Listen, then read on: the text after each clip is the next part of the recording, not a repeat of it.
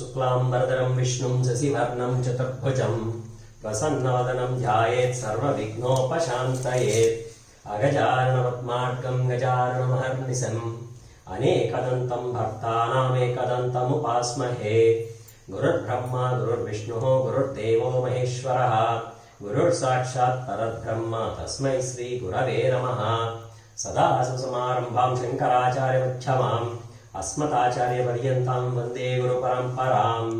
वागर्धाविव सम्पृक्तौ वागर्धप्रतिपत्तये जगतः पितरौ वन्दे पार्वती परमेश्वरौ। रामाय रामभद्राय रामचन्द्राय वेदसे रघुनाथाय नाथाय सीताया पतये नमः। आपदामपहर्तारं दातारं सर्वसम्पदां लोकाभिरामं श्रीरामं भूयो भूयो नमाम्यहम्। जयेच्छति बलो रामो लक्ष्मणश्च महाबलः राजा जयति सुग्रीवो राघवेणाभिपालितः। दासोऽहं कौसलेन्द्रस्य रामस्याक्लिष्टकर्मणः हनुमान् शत्रुसैन्यानां निहन्ता मारुतात्मजः। न रावणसहस्रं मे युद्धे प्रतिफलं भवेत् शिलाविस्तु प्रहर्तः पादपैश्च सहस्रशः। अर्धयित्वा पुरीं लङ्काम् अभिवाच्य च मैथिलीं समृद्धार्थो गमिष्यामि मिषतां सर्वराक्षसाम्।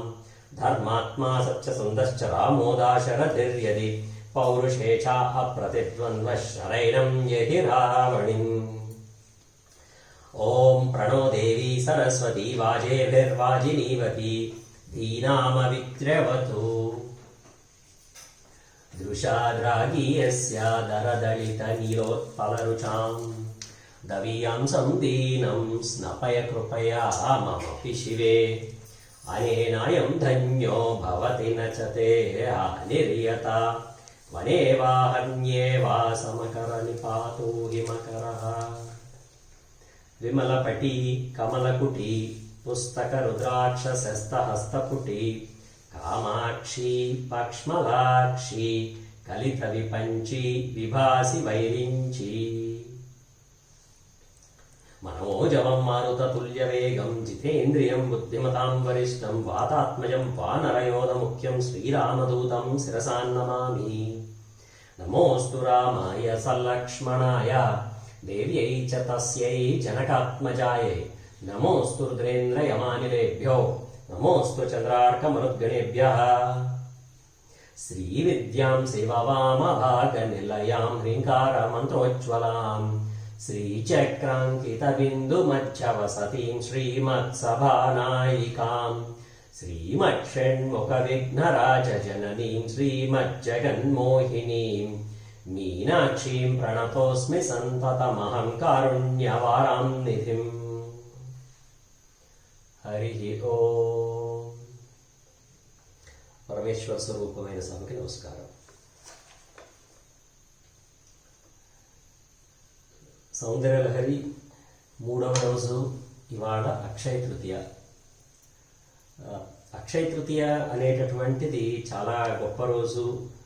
ఇది సంవత్సరానికి ఒక రోజున మనం చేసే పనులు అక్షయం అవుతాయి అని శాస్త్రం చెప్తుంది. అటువంటి రోజున 2 రోజుల్లో శంకర జయంతి, సౌందర్యలహరిని మనము వినటము అంటే ఈశ్వరుడు మనల్ని పూర్తిగా అనుగ్రహిస్తే తప్ప మనకి అవకాశం రాదు. ఈ అవకాశం మనకి శంకర భగవత్పాదుల వారి ద్వారా ఆయన అనుగ్రహంతో మనం చెప్పుకుంటున్నాం. ఇవాళ శంకర భగవత్పాదుల వారు 4 పీఠాలను స్థాపించారు అని మొట్టమొదటి రోజున చెప్పారు. 5 పీఠాలు యథార్థంగా. ఉత్తరాన కేదారంలో పీఠం ఒకటి ఉంది, ద్వారక పశ్చిమంలో, తూర్పున పూరి, దక్షిణంలో శృంగేరి. 4 పీఠాలని ఎందుకు స్థాపించారు అంటే ఈ దేశానికి బార్డర్స్ అన్నమాట, బార్డర్ చెక్ పోస్ట్. మళ్ళీ అవైదిక వాదన అనేటటువంటిది ఈ దేశంలోకి రాకుండా ఆయన ఒక చెక్ పోస్ట్గా మనల్ని రక్షించటానికి పెట్టినటువంటి ఈ వైదిక పీఠాలు ఏవైతే ఉన్నాయో అవి ఆయన శారదాపీఠము అని చెప్పి పెట్టారు. శారదాపీఠం అని అంటారు. శృంగేరి శారదాపీఠం, ద్వారకా కూడా శారదాపీఠమే. మిగిలిన 2 పీఠాల గురించి తెలియదు, కానీ శారదాపీఠం అన్నట్లే నాకు గుర్తుంది. అయితే శంకరాచార్యుల వారు శారదాపీఠం అని ఎందుకు పెట్టారు అంటే, ఇక్కడ మనం ఒక ముఖ్యమైన విషయం కొంచెం వెనక్కి వెళ్ళి ఆలోచించాలి. శంకరులు ఎన్నో గ్రంథాలు రాశారు, భాష్యాలు రాశారు, శ్లోకాలు ఇచ్చారు మనకి, అన్నీ జ్ఞానానికి సంబంధించినవి. లలితా సహస్రనామంలో ఒక అద్భుతమైన నామం ఉంది, సచామర రమావాణి సవ్యదక్షిణ సేవిత. ఈ సవ్యదక్షిణ సేవిత ఏమిటి అంటే సచామర రమావాణి అని చెప్పారు. అంటే సవ్యము అంటే ఎడమవైపు అని అనుకోవచ్చు. ఎడమవైపు ఎవరున్నారయ్యా అంటే రమా అని చెప్పారు. అంటే శ్రీ మహాలక్ష్మి ఎడమ చేతి వైపు ఉంది, కుడి చేతి వైపు వాణి ఉంది, అంటే సరస్వతి. అంటే లలితా పరాభట్టారిక అమ్మవారికి ఎడం చేతి వైపున లక్ష్మీదేవి, కుడి చేతి వైపున సరస్వతీదేవి ఉన్నారు. అంటే కొంచెం లక్ష్మి కంటే సరస్వతికి ప్రిఫరెన్స్ ఇచ్చారా అని అనొచ్చు. ఇక్కడ మనం అది అవును అంటే లక్ష్మీదేవి కోపం వస్తుంది అని అనుకోకర్లా. ఇవి శక్తులు మాత్రమే. ఇవి అమ్మవారి యొక్క లక్ష్మీ శక్తి, అమ్మవారి యొక్క సరస్వతీ శక్తి, అంతేగాని వాళ్ళిద్దరూ 2 డిఫరెంట్ హ్యూమన్ బీయింగ్స్ కాదు వాళ్ళు. అక్కడ మనలాగా ఒకళ్ళు ఎక్కువ ఒకళ్ళు తక్కువ అనే భావన మనకు అవసరం లేదు అందులో. అంటే శంకరులు కూడా దానిని ఎంతో రెస్పెక్ట్ఫుల్గా పట్టుకుని శారదా పీఠాలు సరస్వతికి ఇచ్చినటువంటి ఆయన ఇంపార్టెన్స్ సౌందర్యలహరిలో బాగా కనిపిస్తుంది. అలానే ఆయన ఈ భూమి మీద ఉన్నంత కాలము ఎన్నో అవైదిక కార్యక్రమాల్ని ఆయన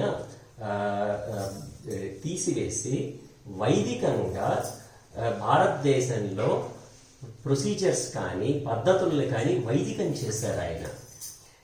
ఈ వైదిక పద్ధతులు చేసే కాలక్రమంలో ఆయన మండన మిశ్రుడు అనేటటువంటి కర్మ సిద్ధాంతితో వాగ్వివాదం చేయవలసి వచ్చింది. ఆయన మండన మిశ్రుడు సాక్షాత్తు బ్రహ్మదేవుడి స్వరూపం. ఆయన యొక్క భార్య ఉభయ భారతి, ఆవిడ సరస్వతీదేవి యొక్క స్వరూపం. శంకర భగవత్పాదుల వారు మండన మిశ్రుడి దగ్గరికి వెళ్ళినప్పుడు ఆయన పితృకర్మలు చేస్తూ కర్మ యొక్కటే మోక్షం ఇస్తుంది, జ్ఞానం కాదు అని నమ్మిన ఆయనతో వాగ్వివాదానికి పిలిచారు.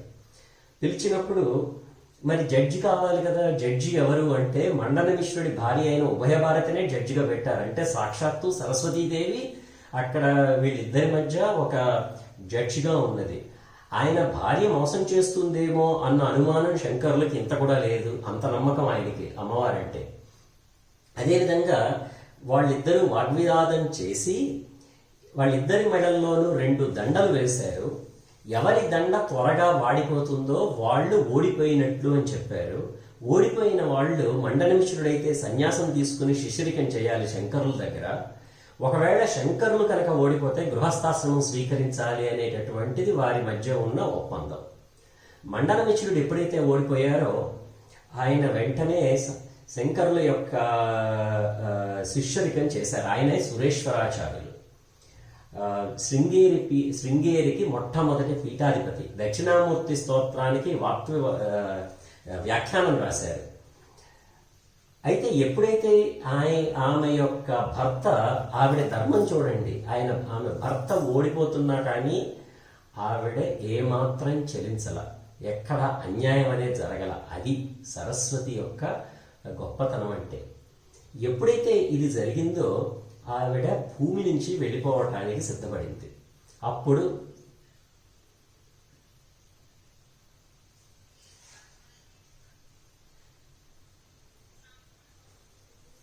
ఈయన శిష్యరికం తీసుకునేసరికి అమ్మవారు ఈ భూమిని వదిలి ఆవిడ వెళ్ళిపోవటానికి సిద్ధపడింది. అప్పుడు శంకరాచార్యుల వారు అమ్మవారిని ప్రార్థించి ఆవిడని భూమి మీద ఉండాలి అని చెప్పి కోరారు. కోరినప్పుడు అమ్మవారు పెట్టిన కండిషన్ ఏంటంటే, శంకరా నీ వెనకాల నడుస్తాను, నువ్వు ఎక్కడైతే నీ వెనకాల నేను నడుస్తూ వస్తాను. ఎప్పుడైతే నువ్వు వెనక్కి తిరిగి చూస్తావో అక్కడ నేను ఉండిపోతాను అని చెప్పి అమ్మవారు చెప్తుంది. ఆ రకంగా శంకరాచార్యుల వారు నడుస్తూ వెళ్తుంటే ఇప్పుడు ఏదైతే శృంగేరి అంటామో అది శృంగగిరి, అది ఋష్యశృంగుడి యొక్క ఆశ్రమం. అక్కడ ఒక పాము వేసంకాలంలో ఈ బాగా ప్రసవించటానికి తయారుగా ఉన్న ఒక కప్పకి పడగ పెట్టి నీడ ఇవ్వటం చూసిన శంకరులు ఆశ్చర్యపోయి ఆయన కళ్ళు మూసుకుని చూస్తే ఇది ఋష్యశృంగ మహర్షి తపస్సు చేసిన ప్రదేశము. అందువల్ల వైరి జీవులు కూడాను వాటి యొక్క స్వభావాలు మరిచిపోయి అద్వైత తత్వంలో ఏకము అనేటటువంటి భావనలో ఉంటాయి అన్న ప్రదేశం ఇది అని తెలుసుకుని వెనక్కి తిరిగి అమ్మవారిని ప్రార్థిస్తారు. అక్కడ సరస్వతీదేవి ఉన్నది. అదే శృంగేరిలో ఉన్న భారతి. అందుకనే శృంగేరిలో మీకు అందరు స్వాముల వారు భారతి అనే పేరుతోనే ఉంటారు. ఇప్పుడున్న స్వామి భారతీ తీర్థ స్వామి, అంతకుముందు చంద్రశేఖర భారతి, నృసింహ భారతి ఆ స్వాములే ఉన్నారు గురువులు. అలానే శృంగేరిలో స్వామిలు అందరికీను సరస్వతి అనే నామంతోనే ఉంటుంది. అంత గొప్ప అమ్మవారి పేరుని పెట్టి శంకరాచార్యుల వారు మనకి జ్ఞానాన్ని ప్రసాదించటానికి సరస్వతికి సంబంధించిన అనేక శ్లోకాల్ని సౌందర్య లహరిలో మనకి ఇచ్చారు. ఇది మనకి జ్ఞానాన్ని ఇచ్చి అట్ ద సేమ్ టైం మనిషికి అంతా డెవలప్ అవ్వటానికి కావలసినటువంటి గొప్ప స్తోత్రం ఇది, గొప్ప శ్లోకం ఇది. ఈ శ్లోకంతో ఇవాళ అక్షయ తృతీయ రోజున మొదలు పెట్టడానికి ప్రయత్నం చేస్తాను. శంకరాచార్యులు వారు అంటారు, శరజ్యోత్స్న శుద్ధాం శశియుత జటాజూటమకుటాం వరత్రాసత్రాణ స్ఫటిక జుటికా పుస్తకరాం సకృన్నత్వా నత్వా కథమివ సతాం సన్నిధతే మధుక్షీరద్రాక్ష మధురి మధురీనా ఫణితయః. ఇది శ్లోకం. చాలా చిన్న శ్లోకం, చాలా తేలిక. అది పెద్ద పిల్లలు తేలిగ్గా నేర్చుకోవచ్చు. ఈ శ్లోకాలు నేర్చుకున్న వాళ్ళకి అమ్మవారి అనుగ్రహం బాగా వచ్చి వారు బాగా వృద్ధిలోకి వస్తారు, విద్యను అభ్యసిస్తారు అని పెద్దలు చెప్తారు. అందువల్ల పిల్లలందరికీ నేర్పించండి. అందుకనే ఇవాళ ఈ శ్లోకం చెప్పుకోవడానికి అమ్మవారి అనుగ్రహంతో ముందుకు వచ్చాం. సరే, ఇక్కడ మొదలు పెట్టడమే శరజ్యోత్స్న అని మొదలు పెట్టారు. అంటే అమ్మ సరస్వతి ఇలా మొదలు పెట్టలేదు శంకరాచార్యుల వారు. శరజ్యోత్స్న అంటే శరత్కాలపు వెన్నెల అని మొదలు పెట్టారు శంకరాచార్యుల వారు. ఎందుకని శరత్కాలపు వెన్నెల? నిన్న కూడా మనం విన్నాం. శరత్కాలంలో నిండు పౌర్ణమి రోజున అని అర్థం వచ్చే విధంగా అమ్మవారి ముఖాన్ని వర్ణించారు. ఎందుకని అంటే శరత్కాలం చెప్పా కదా, చాలా తెల్లగా ఉంటుంది. మబ్బులన్నీ ఈ వర్ష ఋతువు పూర్తయిపోయి శరద్ ఋతువులో మబ్బులన్నీ దూది ఎంత తెల్లగా ఉంటుందో అంత తెల్లగా తిరుగుతూ ఉంటాయి మబ్బులు. అందువల్ల తెల్లకి రేడియన్స్ అంటారు, అంటే అలా తెల్లటి వెన్నెల వస్తూ ఉంటుంది. అందువల్ల ప్యూరిటీకి నిదర్శనం. అందుకని శరజ్యోత్స్న అంటే శరత్కాలపు వెన్నెల, శుద్ధాం అంటే ప్యూర్గా, అంత ప్యూర్గా ఉంటుంది అమ్మవారు. ఇప్పటి వరకు మనం అనుకుంటున్నాం కానీ సరస్వతి అని శంకరాచార్యుల వారు ఎక్కడా సరస్వతి అనే నామం కానీ శారద, భారతి ఏ పేరు ఎక్కడా వాళ్ళ ఈ శ్లోకంలో. కానీ శరజ్యోత్స్న అనే మాట వినంగానే, శుద్ధాం అనే మాట వినంగానే మనకి అందరికీ ఏమీ తెలియకపోయినా మన మనసులో మొదలైపోయే మాట ఏంటంటే ఇది సరస్వతీదేవి శ్లోకం అని చెప్పి మనకి తెలియకుండానే తెలిసిపోతుంది. ఇది శంకరాచార్యుల వారి గొప్పతనం. సరే, శరజ్యోత్స్న శుద్ధాం శశియుత జటాజూట మకుటాం. ఇక్కడ ఏమన్నారంటే జటాజూట మకుటాం అని అన్నారు. జటాజూటం అంటే మనకి సహజంగా శివుడు గుర్తొస్తాడు. ఎందుకని? ఆయనకి పెద్ద జట ఉంటుంది, పెద్ద జటాజూటం ఉంటుంది, ఆ పైన గంగ ఉంటుంది. ఇక్కడ శంకరులు ఏం చేశారంటే ఈ ఈ ఈ శ్లోకంలో సరస్వతీదేవికి ఈ పెద్ద జటాజూటం ఉంటుంది అని చెప్పి తీసుకొచ్చారు. మనం ఎక్కడా వినం సరస్వతీదేవికి జటాజూటం ఎక్కడ ఉంటుంది అంటే ఎక్కడా ఉండదు. కానీ శంకరాచార్యుల వారు ఊరికే తీసుకున్నారు ఇటువంటి కాన్సెప్ట్స్. ఇది ఏమిటి అంటే కొంచెం వెనక్కి తిరిగి చూడాలి. ఇక్కడ శ్రీ మహావిష్ణువు యొక్క చెల్లెలు పార్వతి అని చెప్తారు. అంటే వాళ్ళు ఒక తల్లికి పుట్టిన వాళ్ళ అంటే అలా కాదు, వాళ్ళ శక్తులు ఒకే రకంగా ఉంటాయి అనే విధంగా మనం అర్థం చేసుకోవాలి. వాళ్ళు మనలాగా ప్రాకృతికంగా పుట్టల, వాళ్ళు ఒకే శక్తికి సంబంధించిన వాళ్ళు. అమ్మవారు రక్షిస్తుంది, శ్రీ మహావిష్ణువు రక్షిస్తారు. ఒకళ్ళు పురుష, ఒకళ్ళు స్త్రీ రూపం. అలానే బ్రహ్మదేవుడు ఆయన కర్మ, ఆయన చేయిస్తాడు పని, రజోగుణం ఉంటుంది. లక్ష్మీదేవి ఆ రజోగుణాన్ని ఇస్తుంది మనిషికి, అది ఉండాలి కూడాను. అందువల్ల వాళ్ళిద్దరిని ఒకే శక్తి కింద కేటగరైజ్ చేయొచ్చు. అంటే ఒక బ్రదర్ అండ్ సిస్టర్ అన్న ఉద్దేశంతో చూడొచ్చు. సహజంగా బ్రహ్మ లక్ష్మీదేవి యొక్క కొడుకుగానే చెప్తారు, ఎందుకని శ్రీ మహావిష్ణువు కొడుకు కాబట్టి. కానీ శక్తిపరంగా చూస్తే వాళ్ళకి సిమిలారిటీ ఉంటుంది.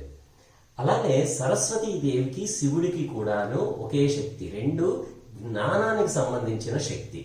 అందువల్ల వాళ్ళిద్దరికీ సిమిలారిటీని చెప్పటానికి ఇక్కడ శంకరాచార్యుల వారు ఉపయోగించినటువంటి పదం ఏమిటంటే జటాజూట మకుటాం అనేటటువంటి పదాన్ని వాడారు. కబరీబంధం ఉంటుంది, మకుటాం కిరీటం కూడా ఉన్నది అమ్మవారికి. ఈ కిరీటం మీద ఏమున్నది? శశియుత జటాజూట మకుటాం అంటే అమ్మవారు తెల్లగా ఉంటారు, తెల్లటి వస్త్రం వేసుకుంటారు, శుద్ధంగా ఉంటారు. అటువంటి అమ్మవారికి పెద్ద జటాజూటం ఉన్నది. ఆ జటాజూటానికి ఒక కిరీటం ఉన్నది. అక్కడ ఆవిడ చంద్రరేఖని పెట్టుకున్నది. అది మొట్టమొదటి లైన్. సరే, తర్వాత వరత్రాసత్రాణ స్ఫటిక ఝటికా పుస్తకరాం. వరత్రాసత్రాణ, వర అంటే వరద ముద్ర. అంటే అమ్మవారు ఒక చేత్తో అందరికీ వరద ఇస్తాంది. వరద అంటే కోరుకున్నవన్నీ ఇస్తాంది. ఏంటో అది చూద్దాం తర్వాత.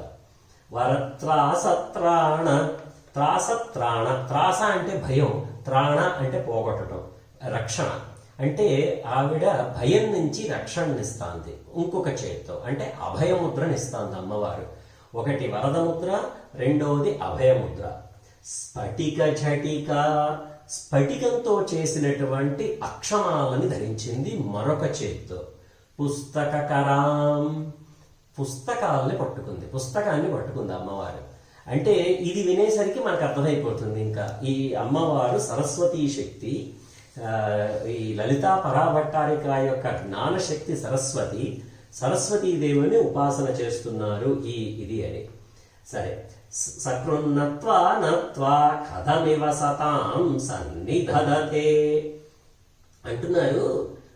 అమ్మా, నీకు ఒక్కసారి రెండు చేతులు జోడించి నీ ముందర, ఇంగ్లీష్లో you fall in front of her అంటాం. అంటే నీ ముందర అలా పడిపోయి సాష్టాంగం కానీ పంచాంగ నమస్కారం కానీ చేసిన వాడికి కథమివ, ఎందుకు సతాం, మంచి బుద్ధితో ఉన్నవాడికి సన్నిధదతే, ఎందుకు సాధించలేడు అని అంటున్నారు. ఇప్పుడు ఏం సాధించాలి, ఎందుకు సాధించలేడు అంటే ఏదో సాధించాలి కదా. సాధించే వస్తువు ఏంటి అంటే మధు క్షీర ద్రాక్ష.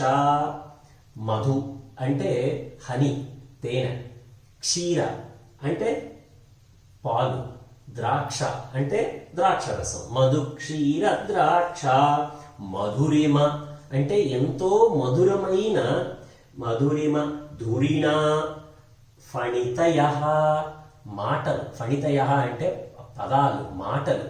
అంటే అమ్మా, నీకు ఒక్కసారి ఇటువంటి రూపం ఉన్నటువంటి నిన్ను స్మరించి ఒక్కసారి మంచి బుద్ధితో నీ ముందల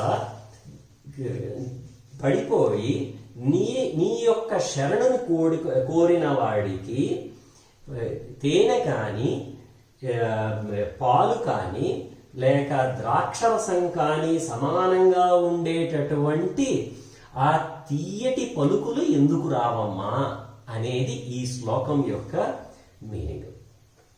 సరే, ఇది ఒక అద్భుతమైన శ్లోకం. ఎందుకంటే దీని మీనింగ్లోకి, దీని లోతుల్లోకి వెళ్తే దీని అద్భుతం ఏంటో మనం శంకర భగవత్పాదుల వారు ఏం చెప్పారనేది కొంచెం చూద్దాం. ఇదంతటికీ కారణం మనం సాక్షాత్తు చంద్రశేఖర పరమాచార్య స్వామి వారి అనుగ్రహం, వారు చెప్పినటువంటి ఎన్నో విషయాల్ని తీసుకుని ఇక్కడ మనం చెప్పుకుంటున్నాం. సరే, ఇక్కడ శరజ్యోత్స్న శుద్ధం అనగానే సరస్వతి, భారతి, శారద ఇలా అమ్మవారికి ఎన్నో నామాలు ఉన్నాయి. కానీ వీటన్నిటిలోకి శరత్, శారద రెండు చాలా దగ్గరగా ఉండేటటువంటి నామాలు. అందువల్ల అమ్మవారిని శారదా స్వరూపంగా మనం భావించవచ్చు అందులో.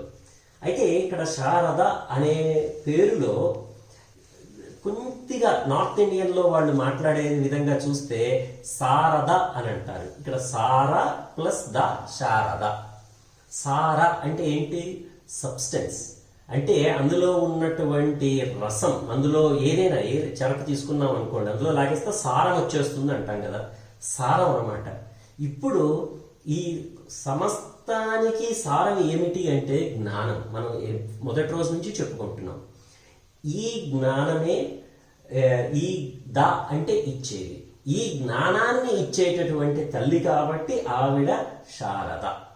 సో ఈ మొట్టమొదటి లైన్లో ఉన్న శరజ్యోత్స్న శుద్ధాం శశియుత జటాజూట మకుటాం అనగానే అమ్మవారు శారదాదేవి, అమ్మవారు మనకి ఇవన్నీ ఇచ్చేస్తుంది జ్ఞానము. ఎందుకంటే శివస్వరూపమే అమ్మవారు అని మనకి అర్థమైపోతుంది. మరి చంద్రరేఖ, తదియనాటి చంద్రరేఖ మీరు చూడండి. తదియనాటి చంద్రరేఖ కనిపించి కనిపించనట్టుగా ఉంటుంది. అమావాస్య అవ్వంగానే ఉన్న చంద్రరేఖ. ఆ కనిపించి కనిపించకుండా ఉండేటటువంటి చంద్రరేఖ ఇంకా ముందు ముందు పెరగటానికి సూచిక. అదే పౌర్ణమి తర్వాత మళ్ళీ వచ్చే తదియలో చంద్రరేఖ మీకు అది కృష్ణపక్షం తగ్గిపోతుంది. కానీ శుక్లపక్షంలో వచ్చే చంద్రరేఖ పెరుగుతూ ఉంటుంది. ఆ చంద్రరేఖనే అమ్మవారు పెట్టుకుంటుంది. అందువల్ల ఇక్కడ శశియుత జటాజూట మకుటం అంటే తదియనాటి చంద్రరేఖనే అర్థం తీసుకోవాలి. సరే, ఇకపోతే ఈ అమ్మవారికి మనం కామాక్షిదేవికి కానీ లలితా పరాభట్టారికకి కానీ మనం చెప్పుకున్న విధంగా చూస్తే ఇక్కడ ఎటువంటి అక్కడ కామాక్షికి కానీ లలితా పరాభట్టారిక కానీ ఎటువంటి ముద్రలు లేవు. కానీ ఇక్కడ అమ్మవారు అభయముద్ర, వరద ముద్ర ఇస్తున్నారు. అది ఒక స్పెషాలిటీ. ఏమిటి అంటే మనిషిలో ఉన్నటువంటి భయాన్ని పోగొట్టేటటువంటి ముద్ర. ఎందుకని? అమ్మవారు జ్ఞానాన్ని ఇస్తుంది. కోరికలు ఒక్కటే కాదు, జ్ఞానము భయాన్ని పోగొడుతుంది, అజ్ఞానము భయానికి హేతువు. అందుకని అమ్మవారి చేతిలో వీణ కానీ లేకపోతే రామచిలుక కానీ లేవు ఈ ఈ అమ్మవారి యొక్క వర్ణనలో. ఇకపోతే అమ్మవారి మిగతా రెండు చేతుల్లో ఏమున్నాయి అంటే స్ఫటిక జటిక పుస్తకరాం అని చెప్పారు. అమ్మవారి చేతిలో పుస్తకం ఉంది, ఇంకొక చేతిలో స్ఫటికమాల ఉంది. ఇప్పుడు ఈ ఈ ఈ ఈ యొక్క రూపం మీరు ఒక్కసారి కొంచెం వెనక్కి తిరిగి చూస్తే దక్షిణామూర్తికి కూడా ఇదే తత్వంతో ఉంటారు ఆయన. అంటే ఆయన చేతిలో కూడాను స్ఫటికమాల, పుస్తకము ఉంటాయి దక్షిణామూర్తికి కూడా. అంటే అమ్మవారు దక్షిణామూర్తి స్వరూపిణి లలితా సహస్రనామంలో మీకు కనిపిస్తుంది. గురుమండల రూపిణి లలితా సహస్రనామంలో వచ్చే నామమే. మళ్ళీ ఇవన్నీ లలితా సహస్రనామం యొక్క అనుసంధానం చేసుకుంటే అక్కడ ఉన్నటువంటి ఆ నామాలకి మీనింగ్స్ ఒక శ్లోక రూపంలో శంకరులు మనకిస్తున్నారు. సరే, ఈ స్ఫటికమాల ఎందుకు పట్టుకున్నారు అనేటటువంటిది ఒక్క నిమిషం మనం ఆలోచించాలి. స్ఫటికమాలలో ఏముంటుంది? స్ఫటికమాలలో ఈ స్ఫటికంతో చేసినటువంటి బీడ్స్ ఉంటాయి, పూసలు, అంతే కదా, స్ఫటిక పూసలు ఉంటాయి. అవి ఎన్ని ఉంటాయి? అమ్మవారి స్ఫటికమాలలో 51 పూసలు ఉన్నటువంటి స్ఫటికమాలది. మనం మామూలుగా 108 ఉండేటటువంటి స్ఫటికమాల వాడి ఈ అసలైన పూస ఎప్పుడు వస్తుందా అని జపం చేస్తాం. ఇక్కడ అమ్మవారికి అటువంటి స్ఫటికమాల కాదు. 51 పూసలు. ఈ 51 పూసలు 51 అక్షరాలకి సంకేతం. ఇవి ఆ నుంచి క్ష వరకు అన్ని అక్షరాలు ఆ పూసల యొక్క సంకేతం. అంటే అమ్మవారి చేతిలో ఉన్నది అక్షమాల కాదు, అక్షరమాల. అంటే అమ్మవారి చేతిలో అక్షరాలు తిరుగుతూ ఉంటాయి అనేటటువంటిది మనం ఇక్కడ అర్థం చేసుకోవాలి. సరే, ఇది బాగుందండి, అక్షరాలు తిరుగుతూ ఉంటాయి, అంతా బాగుంది. అసలు దీని లోతు ఇంకా కొంచెం లోతులోకి వెళ్తే ఏమిటి అనేది చూస్తే దీనిని మనము శబ్ద బ్రహ్మము లేకపోతే అక్షర పరబ్రహ్మము అని మనం అర్థం చేసుకోవాలి. ఈ అక్షర పరబ్రహ్మము ఏమిటి అంటే, ఏ అక్షరానికైనా దానికి ఫండమెంటల్గా వచ్చేది శబ్దం దగ్గర నుంచి మొదలవుతుంది. శబ్దం లేకుండా అక్షరం లేదు కదా. మనం ఏ అక్షరము శబ్దం లేకుండా మనం మాట్లాడలేం కదా. అలా మాట్లాడలేని అక్షరం రాయలేము కదా. అందువల్ల ఇది అక్షర పరబ్రహ్మము. ఈ అక్షరాలు శబ్దము ఎలా వస్తాయి, శబ్దం రావాలంటే ఏమిటి, దీనికి కంపల్సరీగా ఒక రూట్ అనేటటువంటిది ఉండాలి. ఆ రూట్ అంటే ఒక వేరు. ఆ వేరు ఏమిటి అంటే అదే ప్రణవం. ఈ ప్రణవము అమ్మవారి యొక్క చేతులు అంటే అమ్మవారి దగ్గర నుంచి వస్తుంది. ఈ శబ్దం ఎలా వస్తుంది అనేటటువంటిది ఇది ఒక గొప్ప సైన్స్. దాన్ని ఈ నామంలోకి ఈ రకంగా అమ్మవారి వర్ణనలోకి తీసుకొచ్చారు శంకర భగవత్పాదుల వారు. శబ్దం రావాలంటే 5 స్టెప్స్లో వస్తుంది శబ్దం. ముఖ్యంగా ఇది కొంచెం గంభీరమైన సబ్జెక్టు. మీకు సాధ్యమైనంత వరకు తేలిక చేయటానికి నా ప్రయత్నం నేను చేస్తాను. కానీ ఇది కొంచెం గంభీరమైనది. ఇది తెలుసుకుంటే మనం చాలా అప్రిషియేట్ చేయగలం. అందుకని నేను చెప్తున్నాను. సరే, మొట్టమొదటిది ఏమిటి అంటే మొట్టమొదటిది పరా అని అంటారు.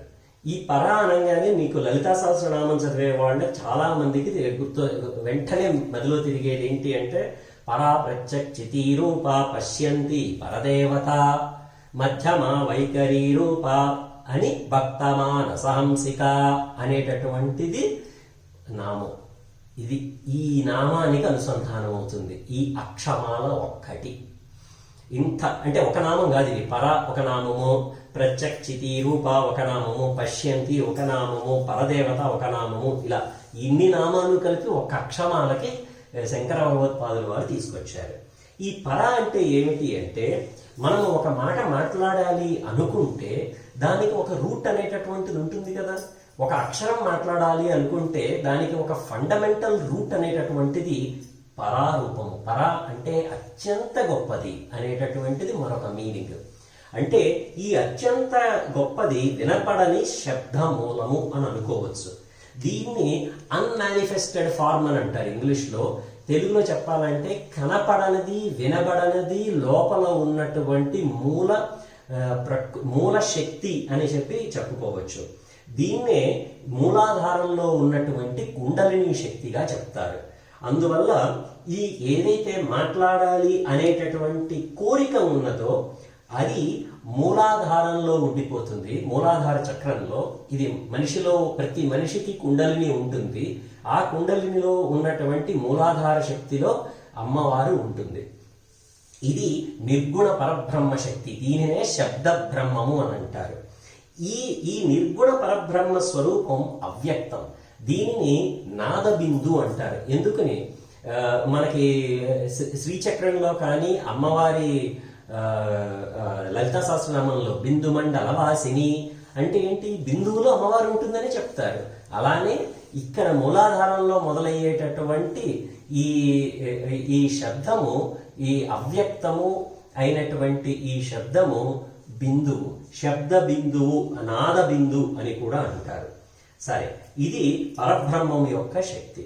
సరే, అక్కడి నుంచి ఆ తర్వాత శబ్దము ఎలా మూవ్ అవుతుంది అంటే పరా పశ్యంతి అనేటటువంటి రూపంలో వస్తుంది. ఇది ఎవరికో కాదు, మనం ప్రతి మనిషికి, మనకి, నీకు, నాకు, అందరికి, ప్రతి మనిషికి ఇప్పుడు మాట్లాడుతున్నప్పుడు వచ్చే ప్రతి మాట ఇదే ప్రాసెస్లో లోపల జరుగుతానే ఉంది. చూడండి.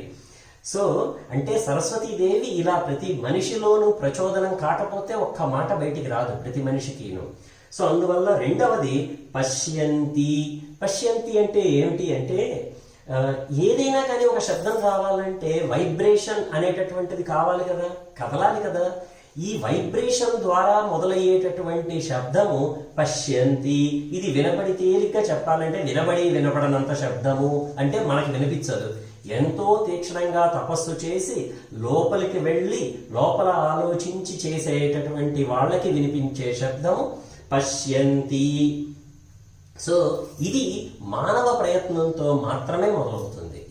ఈ పశ్యంతి అనేటటువంటిది ఇది ఎక్కడ మొదలవుతుంది అంటే మీకు మణిపురం అనేటటువంటి చక్రంలో ఉంటుంది ఈ పశ్యంతి. అంటే ఈ పర అనేటటువంటిది ఎక్కడైతే మూలాధారంలో మొదలై తర్వాత పైకొచ్చి మణిపురం దగ్గర పశ్యంతి బయటికి రావడానికి పైకి వస్తుంది. అంటే ఇది ఆలోచన, మనం ఏం మాట్లాడదాము అనేటటువంటి ఆలోచనకి తగినట్టుగా లోపల జరగవలసినవి జరిగి ఆ వాయువుని అటువంటి శబ్దం వచ్చే విధంగా మార్చేటట్లుగా చేసేటటువంటిది పశ్యంతి అనేటటువంటి శక్తి. ఒక విత్తనము ఏ రకంగా అయితే మొలకెత్తటానికి ఒక కోరికతో వచ్చిరాని మొలకగా ఎలా ఉంటుందో మొట్టమొదటి లెవెల్లో విత్తనం అదే పర. ఇది మొలకెత్తటానికి సిద్ధంగా ఉన్నటువంటి విత్తనము వంటిది పశ్యంతి. ఈ పశ్యంతి రావాలంటే కంపల్సరీగా ప్రత్యక్షితి రూప, అది పరా ప్రత్యక్షితి రూప అంటే చెప్తున్నారు, అయ్యా పరాశక్తి ఉండి నువ్వు లోపలికి చూసి, అంటే నీ లోపలికి చూసి నీ యొక్క ఇంటర్నల్ అంటే వెనుక ఉన్నటువంటి చైతన్యం ఏ రూపమైతే ఉందో ఆ రూపం పశ్యంతి అనేటటువంటి శక్తితో ఇది శబ్ద బ్రహ్మముగా మారి ఆత్మ చైతన్యంతో కలిసి పరదేవత పైకి వస్తుంది. అమ్మవారి రూపం అంటే మనం మాట్లాడే ప్రతి అక్షరం కూడా అమ్మవారి రూపం అనేటటువంటిది లలితా సహస్రనామంలో ఉన్నటువంటి ఆ నామాల యొక్క మీనింగ్. అందుకనే మీకు పరా తర్వాత ప్రత్యక్షితి రూప, పశ్యంతి తర్వాత పరదేవత పెట్టారు. మధ్యమ ఆ తర్వాత మధ్యమ అంటే ఏంటి అంటే ఇది అనాహత చక్రం దగ్గరకు వచ్చేసరికి, అనాహత చక్రం అంటే సుమారుగా మన హార్ట్ దగ్గర ఉంటుంది. అనాహత చక్రం దగ్గరకు వచ్చేసరికి ఒక రూపాన్ని సంతరించుకుంటుంది. ఇక్కడ ఇంకా మానవ ప్రయత్నం అనేది లేదు. మనం మాట్లాడదాము అనుకున్నది కింద నుంచి ఆ శక్తి పైకి తోసేసింది, ఇంకా బయటకు వచ్చేస్తుంది అనమాట. సో అందువల్ల కానీ మనిషికి వినపడేంత శబ్దం కాదు, కానీ కొంతవరకు వినిపిస్తుంది. అంటే ఏంటి, ఇక్కడ మనిషి యొక్క హార్ట్ బుద్ధి కలిసి ఆ యొక్క శక్తి రూపాన్ని కొంచెంగా మారుస్తూ బయటికి తీసుకొస్తుంది శబ్దం. సో అనాలంటే ఇటువంటి చేంజెస్ తీసుకురావాలి. అంటే ఏంటి, ఇక్కడ సైకలాజికల్ గా ఆలోచించాలి. అంటే మనిషి తన యొక్క మేధాశక్తిని ఉపయోగించాలి. ఆ మనిషి ఏ మాట మాట్లాడుతున్నాము అనేటటువంటిది బుద్ధిని పెట్టాలి, దాని యొక్క తర్కాన్ని అప్లై చేయాలి. కానీ ఇది పూర్తిగా కాదు, కొంతవరకు మాత్రమే అట్టి పెడతాం. అందుకనే మనం అంటాం, మీరు బుద్ధితో ఆలోచించండి, గుండెతో ఆలోచించద్దు అంటాం. అంటే ఏంటి, గుండెతో ఆలోచించద్దు అంటే మరీ దయతో ఉండద్దు, కొంచెం బుద్ధిగా ఆలోచించి ఏది చేయాలో, ఏది కరెక్టో ఏది కాదో తర్కించండి అని అర్థం. ఇది మధ్యమ తర్వాత వెంటనే చెప్పేశారు వైఖరి రూప అని చెప్పారు లలితా సహస్రనామంలో. ఎందుకుని వైఖరి అంటే ధ్వని బయటకు వచ్చేసింది, ఇంకా మన నోట్లోంచి బయటకు వచ్చేసేది. అంటే మన నాలిక నొక్కుతుంది, మన నాలిక నొక్కి మన నాలిక ఆ శబ్దాన్ని మార్చి అవతల వాళ్ళకి వినిపించే విధంగా మార్చేటటువంటిది వైఖరి రూపమైనటువంటి శక్తి. సో పరా ప్రత్యక్షితి రూప పశ్యంతి పరదేవత మధ్యమ వైఖరి రూప అంటే ఇది ధ్వని. ఇప్పుడు ఇది రెండు ఫార్మ్స్ లో వస్తుంది. ఒకటి ఒక ధ్వని రూపంలో రావచ్చు. ఏంటి ధ్వని రూపం అంటే మీకు తేలిగ్గా అర్థం అవడానికి చెప్తా. మనం మాట్లాడుకుంటున్నాం, మనం మాట్లాడే మాటలు చక్కగా అందరికి అర్థమవుతున్నాయి. చిన్నపిల్లవాడు ఉన్నాడు, చిన్నపిల్లవాడు బెబ్బెబ్బెబ్బెబ్బె అనేదో అంటాడు. అంటే ఇప్పుడు వాడు మాట్లాడలేదా, వాడికి సరస్వతి శక్తి లేదా, వాడిలో కుండలిని లేదా అంటే తప్పు, వాడికి ఉంది. ఇది రెండు పద్ధతులుగా మార్చారు. వైఖరి బయటకు వచ్చినప్పుడు రెండు మార్గాలు. ఒకటి ధ్వని రూపం, అంటే దానికి మీనింగ్ ఏముండదు, వాడు బ్యాబ్బే అని అంటాడు. అంటే అనగానే మనం చక్కగా అదిగో మా అబ్బాయి అమ్మ అంటున్నాడని మనం అన్వయించుకుంటాం. కానీ దాంట్లో పెద్ద మీనింగ్ ఏం లేదు, కానీ అది కూడా శక్తే. అందువల్ల అది ధ్వని, పిల్లలు చేసేటటువంటి ధ్వని. రెండవది అర్థం. మనం మాట్లాడుకునేదంతా అర్థం. ఇది పదార్థం అని అంటాం. పదార్థం అంటే ఏంటి? ఒక మెటీరియల్, అంతేనా? దాన్ని బ్రేక్ చేయండి. పద అర్థం. పదం అంటే మాట, అక్షరం, అర్థం ఒక మీనింగ్ ఉన్నటువంటి అక్షరం. ఆ ఈ ఇటువంటి అక్షరాలతో మీనింగ్తో బయటకు వచ్చేది కాబట్టి ఇది పదార్థం. ఇది ఎక్కడి నుంచి వస్తుంది అంటే విశుద్ధ చక్రం, అంటే మన గొంతు దగ్గర ఉంటుంది విశుద్ధ చక్రం. ఆ విశుద్ధ చక్రంలోంచి, నోట్లోంచి బయటకు వస్తుంది. ఇది మనిషిలోని శక్తి కదలిక కదిలి, ఇది పర అనేటటువంటి అమ్మవారి యొక్క సుప్రీం పవర్, గొప్ప శక్తి. ఆ శక్తి ఇన్ని రకాలుగా మారి బయటికి వచ్చి అపరా ఫార్మ్ అంటారు. అపరా అంటే అంత శక్తి లేనిది. అంటే మనం బయటికి మాట్లాడేసామంటే ఆ శక్తి పవర్ తగ్గిపోతుంది నెమ్మదిగా. శక్తి ఉంటుంది, పదానికి శక్తి ఉంటుంది, దాని ఒరిజినల్ శక్తి శక్తిదే. కానీ మన నోట్లోంచి వచ్చేసిందంటే ఇంకా అది తగ్గిపోయింది పవర్. ఈ రకంగా ఫార్మ్ అయినటువంటివి 51 అక్షరాలు. ఇవే వర్ణాలు. వీటినే మాతృకలు అంటారు. మాతృక అంటే అమ్మ అనేటటువంటి అర్థం. ఇవి 51 మాతృకలు. అందుకనే మాతృకా వర్ణరూపిణి అని లలితా సహస్రనామం చెప్పింది. ఇదే అమ్మవారి చేతిలో ఉన్నటువంటి అక్షమాల. అక్షమాల తిరగటం అంటే మన ఒంటి లోపల ఉన్నటువంటి అమ్మవారు తిప్పిందంటే ఈ అక్షమాల ద్వారా ఇలా అక్షరాలు ఒక్కొక్కటి బయటికి రావటం మొదలు పెడతాయి. ఈ అక్షరాలు బయటికి వచ్చినాయి అంటే ఈ అక్కడ అక్షరాలని కలిపితే పదాలు ఫార్మ్ అయినాయి, పదాలని కలిపితే సెంటెన్సెస్ ఫార్మ్ అయినాయి, సెంటెన్సెస్ కలిపిన అంటే వాక్యాలు, వాక్యాలని కలిపితే పారాగ్రాఫ్స్ ఫార్మ్ అయినాయి, అంటే పెద్ద పెద్ద చాప్టర్స్. ఆ తర్వాత బుక్స్. వాంగ్మయం మొత్తం ఈ అమ్మవారు లోపల ప్రచోదనమయ్యి అక్కడ ఆమె శక్తిని ఈ రకంగా బయటికి తీసుకొస్తే వచ్చేది. కాబట్టి సర్వవర్ణాత్మిక అని ఎవరు? మహాకవి కాళిదాసు ఆయన శ్యామలా దండకంలో చెప్పారు. ఇది అక్షమాలని తిప్పడం అంటే.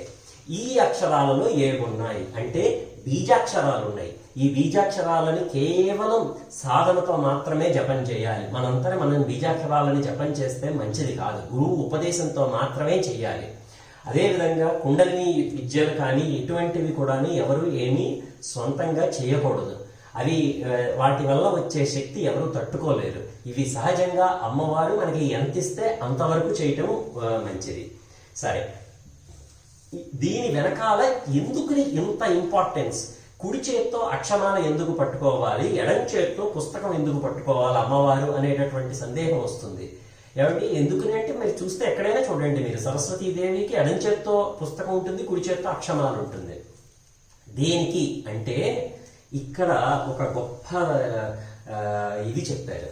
ఏమిటంటే 84 లక్షల జీవరాశుల్లో 83,99,999 మందికి మాట్లాడటం అనేటటువంటిది లేదు. ఇప్పుడు నేను చెప్పినటువంటి ఈ శక్తి బయటకు వస్తుంది అందరికీ. కానీ చిన్న పిల్లవాడు ఎలా ధ్వని రూపంలో అలా వదిలిపోతాడో అంతే. ఒక పక్షి అరుస్తుందా? ఖచ్చితంగా అరుస్తుంది. కానీ ఒక పక్షి మాట్లాడుతుందా? మాట్లాడదు. అదేవిధంగా ఒక జంతువు అరుస్తుందా? అరుస్తుంది. కొన్ని కీటకాలు అసలు అరవడం కూడా అరవలేవు, అలానే ఉంటాయి, బ్యాక్టీరియా. అంటే ఇవన్నీ కలుపుకుంటే 83,99,999 ఒక్క మానవుడు ఒక్కడే ఇలా మాట్లాడగలడు, ఇలా అర్థం చేసుకోగలడు, వాంగ్మయాన్ని సృష్టించగలడు. ఈ వాంగ్మయాన్ని సృష్టించి 10 మందికి పంచగలడు. ఇది అమ్మవారి యొక్క మనకిచ్చినటువంటి కృప. ఆ కృపని శంకరాచార్యుల వారు ఎంతో దయతో మనకి ఈ పద్యం రూపంలో అర్థం చేసుకోవటానికి తేలిగ్గా ఇచ్చారనే చెప్తాను ఇది. అందువల్ల ఇప్పుడు అక్షమాల అంటే ఏంటి, పుస్తకం అంటే ఏంటి? పుస్తకం అంటే మీరు చాలా మంది వినే ఉంటారు, బుక్కిష్ నాలెడ్జ్ అంటారు. బుక్కిష్ నాలెడ్జ్ అంటే ఏంటి? ఏదో చదువుకుంటాడు వాడు, దాన్ని అప్లై చేయటం రాదు. అంటే ఇప్పుడు ఎలాగంటే చాలా మంది కారు డ్రైవింగ్ ఎలాగో వాళ్ళకి తెలుస్తుంది, చదువుతారు. కానీ వాడిని కారు డ్రైవ్ చేయమంటే చేయలేరు. రోడ్డు మీదకి వెళ్ళి లైసెన్స్ ఉంటుంది కానీ వాళ్ళు డ్రైవ్ చేయలేరు, వాళ్ళ భయం. అంటే ప్రాక్టికల్గా రాదు. ఇలా పుస్తకం చదువుకునే వాడికి మంచిదే నాలెడ్జ్, కానీ ఎడం చేతిలో పెట్టారు అమ్మవారి యొక్క పుస్తకం. అంటే ఏమయ్యా నువ్వు చదువుకోవటం కాదు, దాన్ని ప్రాక్టీస్లోకి తీసుకురావాలి, అంటే దాన్ని ఆచరణలోకి తీసుకురావాలి అని చెప్పటమే అక్షమాలతో జపం చేయడం. అక్షమాలతో జపం చేస్తుంది అంటే ఏంటి? ఒక క్రియ జరుగుతుంది, ఆ క్రియ ద్వారా ఒక మంచి పని జరుగుతుంది. ఇది అమ్మవారి యొక్క సందేశం. ఇది మనకి ఎలా తెలుస్తుంది అంటే, తేలిగ్గా తెలుసుకోవాలంటే రావణాసురుడు రాముల వారు. రావణాసురుడికి తెలియనుందా? రాముల వారికి ఎంత తెలుసో రావణాసురుడికి అంత తెలుసు.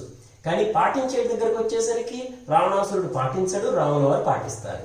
అదే రామాయణం, అదే సుందరకాండ, అంతే. సరే, ఇప్పుడు ఈ యొక్క నాలెడ్జ్, ఈ అమ్మవారి యొక్క అనుగ్రహం ఎవరికి వస్తుంది అనేటటువంటిది ఒక క్వశ్చన్. దానికి సమాధానం శంకర భగవత్పాదుల వారు అద్భుతంగా మనకి ఇచ్చేసింది ఏంటంటే సతాం అని చెప్పారు. సతాం అంటే గుడ్ బిహేవియర్, ఒక మంచి తత్వము, ఒక మంచి వర్చువస్ పర్సన్, ధర్మంతో ఉన్నవాళ్ళు, వినయంతో ఉన్నవాళ్ళు, శరణం కోరుకునేవాళ్ళు, నోబుల్ అంటే ఎప్పుడు ప్రశాంతంగా శాంతితో శాంతిని కోరుకునేవారు, మంచి బిహేవియర్ ఉన్నటువంటి వాళ్ళు, మంచి ఆలోచనలు ఉండేటటువంటి వాళ్ళు, అటువంటి వాళ్ళు ఏం చేస్తే ఇస్తారు? సకృన్నత్వా నత్వా అని ఒక విచిత్రమైన మాట వేశారమ్మా. నువ్వు ఎందుకు ఇవ్వవు? ఏమి ఇవ్వాలి? సకృత్ నత్వా నత్వా అంటే, సకృత్ అంటే ఒక్కసారి, నత్వా అంటే చేతులు ముడిచి, నత్వా అంటే ఎందుకు ఇవ్వవు అని ఒక విచిత్రమైన పదప్రయోగం. అంతే కదా, మరి శారదా అమ్మవారి గురించి చెప్పినప్పుడు కొంచెం విచిత్రమైన పదప్రయోగం ఉంటే అమ్మవారి కటాక్షం కనిపిస్తుంది అక్కడ. అందుకని ఇటువంటి ప్యూర్ మైండ్, శుద్ధమైనటువంటి, ఎందుకని శరజ్యోత్స్న శుద్ధాం, శుద్ధమైన అమ్మవారి దగ్గరికి శుద్ధమైన మనస్సుతో వెళ్ళినటువంటి వాళ్ళు ఒక్కసారి అమ్మవారికి ప్రణమిల్లితే, అమ్మ నువ్వు ఎందుకు ఇవ్వవమ్మా? ఏమి ఇవ్వాలి? మధు క్షీర ద్రాక్ష. చెప్పే కదా ఇంతకుముందు, మధు ఇవన్నీ తీయగా ఉంటాయి, ఇవన్నీ తీయటి పలుకులు వస్తాయి. మనం అంటాం కదా సహజంగా, తేనె పలుకులండి మా అబ్బాయి పలుకులు అని అంటాం. అంటే ఏంటి? వాడు అమ్మ అనగానే బాబా అబ్బాయి తేనె పలుకులా పలుకుతున్నాడు, ఎంత మంచి పలుకులో అనుకుంటాం. కాదు, మధు. మధు అంటే ఏంటి? తేనె. తేనె తుట్టు ఎలా ఉంటుంది మీరు చూడండి. తేనెటీగలు తీసుకెళ్లి తేనె తుట్టని అవి ఆర్గనైజ్ చేసే పద్ధతి చూస్తే మనం ఆశ్చర్యపోతాం. అంత చక్కగా ఒకదాని పక్కన ఒకటి, ఒకదాని పక్కన ఒకటి, ఒకదాని పక్కన ఒకటి ఆర్గనైజ్ చేస్తాయి. అది మధు అంటే అటువంటి వాళ్ళు చక్కగా ఆర్గనైజ్ చేయగలరు. క్షీరము, పాలు. పాలు శుద్ధానికి ప్రతీక. సో అందువల్ల మధు క్షీర ద్రాక్ష అంటే అంత ప్యూర్ వర్డ్స్, అంటే అంత శుద్ధమైన పలుకులు మాట్లాడతారు. అంటే వాళ్ళు మాట్లాడే మాట ఎంతో చక్కగా ఆర్గనైజ్ అయి ఉంటుంది, తేలిగ్గా అర్థమైపోతుంది అవతల వాళ్ళకి. అలానే ఎంతో శుద్ధంగా ఉంటుంది, ఎటువంటి తప్పులు లేకుండా. తర్వాత ద్రాక్ష. ద్రాక్ష దేనికి అంటే బలానికి ప్రతీక. అందువల్ల ఈ ద్రాక్ష పండు తింటే బాగా బలం వస్తుంది. శంకరాచార్యులు వారు చెప్పారు, చక్కగా పిల్లలు ద్రాక్ష పండు, ద్రాక్ష రసం పెట్టండి. సో అంటే తేలిగ్గా చక్కగా తీయటి పలుకులు అమ్మవారు ఆ మనిషికి ఇస్తారు. అండ్ దానివల్ల ఏం చేస్తారు? ఆ బలంతో, శారీరక బలం కాదు, మానసిక బలం, అది ఇంపార్టెంట్. ఆ బలంతో ఎదుటి వాళ్ళని మంచి తత్వంలోకి, ఒక చెడు తత్వం నుంచి మంచి తత్వంలోకి తీసుకువచ్చేటటువంటి గొప్ప శక్తిని అమ్మవారు ఇస్తారు అని ఈ పద్యం ద్వారా చెప్తున్నారు. ఇక్కడ చంద్రరేఖని పెట్టారు అమ్మవారి నెత్తి మీద, అమ్మవారి కిరీటం మీద. ఎందుకుని? అమ్మవారికి చంద్రరేఖ ఆభరణం అయింది. అంటే చంద్రమా మనసోజాత అని అంటుంది. ఏంటి? పురుష సూక్తం చెప్తుంది. అంటే చంద్రుడు మనస్సుకి సంకేతం. అందువల్ల చంద్రుడు ఎప్పుడైతే మనస్సుకి సంకేతం అయ్యాడో మనస్సు అమ్మవారికి ఆభరణమైంది. అంటే ఇటువంటి అమ్మవారి కటాక్షం ఉన్నటువంటి వారికి వాళ్ళ మనస్సు వాళ్ళ ఆధీనంలో ఉండి వాళ్ళు చెప్పినట్టు మనస్సు వింటుంది, కానీ మనస్సు చెప్పినట్టు వాళ్ళు వినరు. అంటే వాళ్ళు ఎప్పుడూ ధర్మంగా ఉండి మంచి పనులు చేస్తారు, అది మంచి బిహేవియర్తో ఉంటారు. జటాజూటం. జటాజూటం, ఈ జటాజూటం అంటే ఏంటి? అమ్మవారి కబరీబంధం. అమ్మవారి కబరీబంధం దర్శనం చేసుకున్న వాడికి ధునోదుద్ధాంతం అని చెప్తారు శంకరాచార్యుల వారు. అంటే వాడికి ఆ యొక్క అజ్ఞానం ఒక్కసారి పటాపంచలైపోయి మొత్తం జ్ఞానమే కనిపిస్తుంది. అంటే అమ్మవారు అజ్ఞానాన్ని తీసివేస్తుంది. ఈ యొక్క రూపాన్ని మనం అమ్మవారిని ఉపాసించినంత మాత్రం చేత. అమ్మవారి యొక్క వరదముద్ర అంటే ఏంటి? అమ్మవారు మనకి బోళ్ళంత ఇస్తుంది. ఏమిస్తుంది అమ్మవారు? ఎంతో తెలివి, సృజనాత్మకత, ఇన్నోవేషన్ అనమాట. వాళ్ళు చాలా ఇంటలెక్చువల్స్ అవుతారు, ఇన్నోవేటివ్ అవుతారు, ఐడియాస్ వస్తాయి వాళ్ళకి. ఈ ఐడియాస్తో ఏం చేస్తారు? ప్రపంచాన్ని వాళ్ళు సన్మార్గంలోకి తీసుకొస్తారు, మనిషికి మంచిగా ఉపయోగపడేవి చేస్తారు. అది ఈ యొక్క వరద ముద్ర యొక్క మీనింగ్. అభయముద్ర నిర్భయం, భయం లేదు వాళ్ళకి. ఎందుకని? ఇంత సృజనాత్మకతతో చేసేవాడు వాడి కొత్త ఐడియాస్ తీసుకొస్తాడు, పాత ఐడియాస్ తీసుకురాలేడు కదా. కొత్త ఐడియాస్ తీసుకొచ్చినప్పుడు ఎవరైనా కానీ సహజంగా ఇది పని చేయదయ్యా అంటారు. పని చేయదయ్యా అనగానే ఇంకా భయపడిపోయి అయ్యో అదేం పని చేయదని ఇలా పడ్డవాడు ధైర్యంగా ముందుకెళ్తాడు. చూడు నేను చూపిస్తాను ఎలా పనిచేస్తుందో అనే ధైర్యంతో ముందుకెళ్లే శక్తి ఈ శ్లోకం ద్వారా అమ్మవారు ఇస్తారు. తెలుపు ఈ యొక్క ప్యూరిటీకి సంకేతం. అందుకనే మూక శంకరాచార్యుల వారు అద్భుతమైన శ్లోకాన్ని చెప్పారు. విమలపటి కమలకుటి పుస్తక రుద్రాక్ష శస్త హస్తపుటి కామాక్షి పక్ష్మలాక్షి కలిత విపంచి విభాసి వైరించి. మీరు ఇంత పెద్ద శ్లోకం మా పిల్లలకి నేర్పించను అనుకుంటే ఈ ఒక్క శ్లోకం నేర్పించండి చాలు. పిల్లలకి అద్భుతమైన తెలివితేటలు, ప్రతిభా పాఠవాలతో వాళ్ళు పైకి వస్తారు. సరే, ఇన్ని చెప్పారు మీరు. మరి ఇలాంటి అమ్మవారి అనుగ్రహంతో బాగా గొప్ప వాళ్ళని మేము ఒక ముగ్గురిని నలుగురిని ఉదాహరణ చెప్పగలరా అని మీరంటే చాలామంది ఉన్నారు. మొట్టమొదటిగా నాకు గుర్తొచ్చే వాళ్ళు మన పోతన గారు. ఆయన శారద నీరదేందు ఘనసార పటీర మరాళ మల్లికాహార తుషార ఫేన రజతాచల కాశ పణీష కుంద మందార సుధాపయోధి సితతామర సామర వాహిని సుధాకారత నొప్పు నిన్ను మదిగానక నెన్నడు గలుగు భారతీ అని చెప్పి ప్రార్థించారు. అలాంటి పోతన గారు భాగవతంలో రాసిన పద్యాలు ఇంకా వాటికి ఎండ్లెస్. మనం 1, 2 కాదు, ఎన్ని గొప్ప పద్యాలు, ఎటువంటి వాంగ్మయం భాగవతంలో రాశారు. సాక్షాత్తు రామచంద్రమూర్తి ఆయన కోసం వచ్చారు. అటువంటి పోతన గారు అమ్మవారి యొక్క అనుగ్రహంతో వచ్చినవారు. మహాకవి కాళిదాసు, రఘువంశం, శ్యామలా దండకం, అభిజ్ఞాన శాకుంతలం, ఎంత గొప్ప గ్రంథాలు రాశారు ఆయన. అమ్మవారి అనుగ్రహం. అదేవిధంగా ముత్తుస్వామి దీక్షితులు వారు, ఆయన రాసినటువంటి పాటలు కానీ, ఆయన స్తోత్రాలు కానీ అసలు నిజంగా ముత్తుస్వామి దీక్షితులు వారు రాసినవి అద్భుతంగా ఉంటాయి. అదేవిధంగా త్యాగరాజు, శ్యామశాస్త్రి గారు, వాల్మీకి మహర్షి 24,000 రామాయణం శ్లోకాలు రాశారు. 32,000 యోగ వాసిష్ఠ శ్లోకాలు రాశారు ఆయన. ఎంతటి గొప్ప మహనీయుడు ఆయన. అదేవిధంగా మనకు ఆంధ్రాలో నన్నయ్య, తిక్కన, ఎర్రాప్రగడ ఇటువంటి వాళ్ళు మహాభారతం 1,00,000 శ్లోకాలను తెలుగులో అనువదించడం అంటే మాటలు కాదు. ఇది అంతా వాళ్ళు అనువదించి చేశారు అంటే సాక్షాత్తు అమ్మవారు వచ్చి అలా కూర్చుని రాయిస్తేనే అవుతుంది. మీరు రామాయణంలో చదివే ఉంటారు, అమ్మవారు సీత రూపంలో వాల్మీకి మహర్షి దగ్గరికి వెళ్ళాట, వాల్మీకి మహర్షి రామాయణాన్ని రాశారు. అంతటి గొప్ప శక్తి అమ్మవారు ఇస్తుంది. ఈ శ్లోకం ద్వారా అందరూ చదువుకొని ప్రతి వాళ్ళు ఇంత గొప్పవాడు అవ్వాలి అన్న ఉద్దేశంతో ఈ రోజున అమ్మవారు నా చేత అటువంటి సంకల్పం చేయించింది. నేను సాధ్యమైనంత వరకు అమ్మవారి శక్తి ఏమిటి అనేది మీకు సాధ్యమైనంత తేలిగ్గా తెలియచేయటానికి నా ప్రయత్నం చేశాను. ఇది మొట్టమొదటి శ్లోకం. శరజ్యోత్స్న శుద్ధాం శశియుత జటాజూటమకుటాం వరత్రాసత్రాణ స్ఫటిక ఝటికా పుస్తకరాం సకృన్నత్వా నత్వా కథమివ సతాం సన్నిధదతే మధుక్షీరద్రాక్ష మధురి మధురీణా ఫణితయః. సౌందర్యలహరిలో 15వ శ్లోకం. పిల్లలందరూ చక్కగా నేర్చుకుని చదువుకోవడానికి బాగుండే శ్లోకం. సరే, ఇది అయ్యాక ఇంకొక శ్లోకంలోకి మనం సౌందర్యలహరిలో వెళ్తే ఇది కూడా చాలా గంభీరమైన శ్లోకం.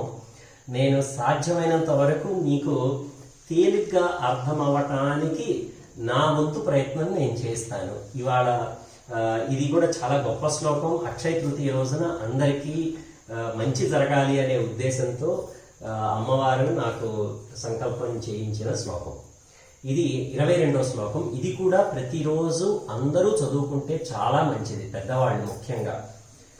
ఇక్కడ శంకర భగవత్పాదుల వారు చెప్తున్నారు, భవాని త్వం దాసే మయి వితర దృష్టిం సకరుణాం ఇతే స్తోతుం వాంఛన్ కదయతి భవాని త్వమితి యః తదైవ త్వం తస్మై దిశసి నిజ సాయుజ్య పదవీం ముకుంద బ్రహ్మేంద్ర స్ఫుటమకుట నీరాజిత పదాం.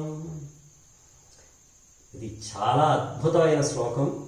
ఈ శ్లోకంలో అసలు శంకర భగవత్పాదుల వారి యొక్క కృపా కటాక్షం అంటే ఏంటో మనకి కనిపిస్తుంది. ఇందులో శాక్తేయం, భక్తి, కవితా సౌందర్యం అన్నీ కలిపి మిక్స్ చేసి మన నోట్లో ముద్ద పెట్టేశారు. ఈ శ్లోకం యొక్క అంత అందమైన శ్లోకం అన్నమాట ఇది. సరే, ఇది అసలు ఈ శ్లోకం కాంటెక్స్ట్ ఏంటి అని అంటే, అయ్యా భక్తి వేరు జ్ఞానం వేరు, నేను భక్తి రూట్లో పోతాను, నేను జ్ఞానం రూట్లో పోతాను అనుకునే వాళ్ళకి అక్కర్లేదు, మీరు రెండూ కలిపి చేయొచ్చు అని శంకరాచార్యుల వారు ఆ రోజున అంత ఆ రకంగా ఉన్న వాళ్ళకి అభయం ఇస్తూ ఇచ్చినటువంటి శ్లోకం అన్నమాట. సరే, ఇక్కడ మొదలు పెట్టడమే భవానిత్వం అని మొదలు పెట్టారు. ఏంటిది భవానిత్వం అని ఎందుకు మొదలు పెట్టాలి? అమ్మవారు కదా, లలితా పరాభట్టారిక, కామాక్షి, పార్వతి, ఎన్నో చోట్ల హిమగిరి సుతే ఇలాంటి పేర్లు వాడతారు. అలా వాడచ్చు కదా. భవానీ అనే పేరే ఎందుకు ఎంచుకున్నారు అంటే, సౌందర్య లహరి చదివే వాళ్ళకి ఒక సింపుల్ రూల్ చెప్తాను. ఇది ఒక కిటుకు అనమాట. అమ్మవారి పేరు ఏమిటి అనేది పరిశోధన చేస్తే సౌందర్య లహరిలో అమ్మవారు ఎటువంటి ఫలితాన్ని ఇస్తుంది అనేటటువంటిది తేలిగ్గా అర్థమైపోతుంది. సౌందర్య లహరి మొత్తం అలానే నడుస్తుంది. ఆయన హిమగిరి సుతే అని అన్నారంటే అక్కడ ఖచ్చితంగా అమ్మవారి చల్లటి చూపులు ఎక్కడో పడతాయి మన మీద అనేటటువంటి మీనింగ్ వచ్చేస్తుంది అనమాట. సో ఇక్కడ భవాని అనేటటువంటి మాట వాడారు. భవ అంటే ఎవరు? భవ అంటే శివుడు. భవాని శివుడి భార్య. భవ భవాని, శివ శివాని, శంభు శాంభవి అలా. సో భవాని అంటే శివుడి భార్య అంతేనా? కాదు. భవాని అంటే భవ అంటే బ్రహ్మ పదార్థము అని అర్థం, రూట్. దేని నుంచి అయితే మనం అందరము పుట్టామో ఆ బ్రహ్మ పదార్థం భవ. భవాని అంటే ఆ బ్రహ్మ పదార్థంలో ఉన్నటువంటి శక్తి భవాని కాదు. భవ అంటే మీరు చూడండి, భవతి భిక్షాందేహి అని అడుగుతారు, భవతి అని అంటారు, శతమానం భవతి అని అంటారు. అంటే నువ్వు ఉండు అని అర్థం, వన్ దట్ ఎగ్జిస్ట్. అలా ఉండటాన్ని భవ అని చెప్తారు. సో భవాని అంటే అలా ఉండటానికి కావలసిన శక్తి భవాని. అంటే చెప్పాం కదా నిన్న మనం మాట్లాడుకున్నప్పుడు, అహో పురుషిక అనేటటువంటి పేరుతో మనం మాట్లాడుకున్నాం. అమ్మవారు ఏంటి? శివుడి లోపల నేను అనేటటువంటి భావన తీసుకువచ్చేటటువంటి శక్తి అహో పురుషిక. ఇప్పుడు భవాని అంటే లోపల ఉండటానికి కావలసినటువంటి శక్తి అమ్మవారు. దానికి కావలసినటువంటి ఆ ప్రాణాన్ని నిలబెట్టే తల్లి భవాని. అందుకనే గంగా భవాని అని పెడతారు. ఏంటి? నీళ్లు ఏ మనిషి అయినా స్పృహతపి పడిపోతే నీళ్లు చల్లంగానే వాడి వెంటనే మెలకు వస్తుంది. ఆ నీళ్లలో ఆ శక్తి అమ్మవారు భవానీ రూపంలో ఉంటుంది. అందుకని గంగా భవాని. అది దాని యొక్క మీనింగ్. సరే, అంటే ఇక్కడ అమ్మవారు మనల్ని నిలబెట్టే శక్తిగా రాబోతాంది అనేటటువంటిది దీన్ని బట్టి మనం ఒక సూచనగా అర్థం చేసేసుకోవాలి వెంటనే. సో ఏం నిలబెట్టేది? మన ప్రాణాన్ని నిలబెట్టేదా లేకపోతే ఇంకేదన్నా నిలబెట్టేదా? అది కొంచెం చూద్దాం ముందుకెళ్ళి.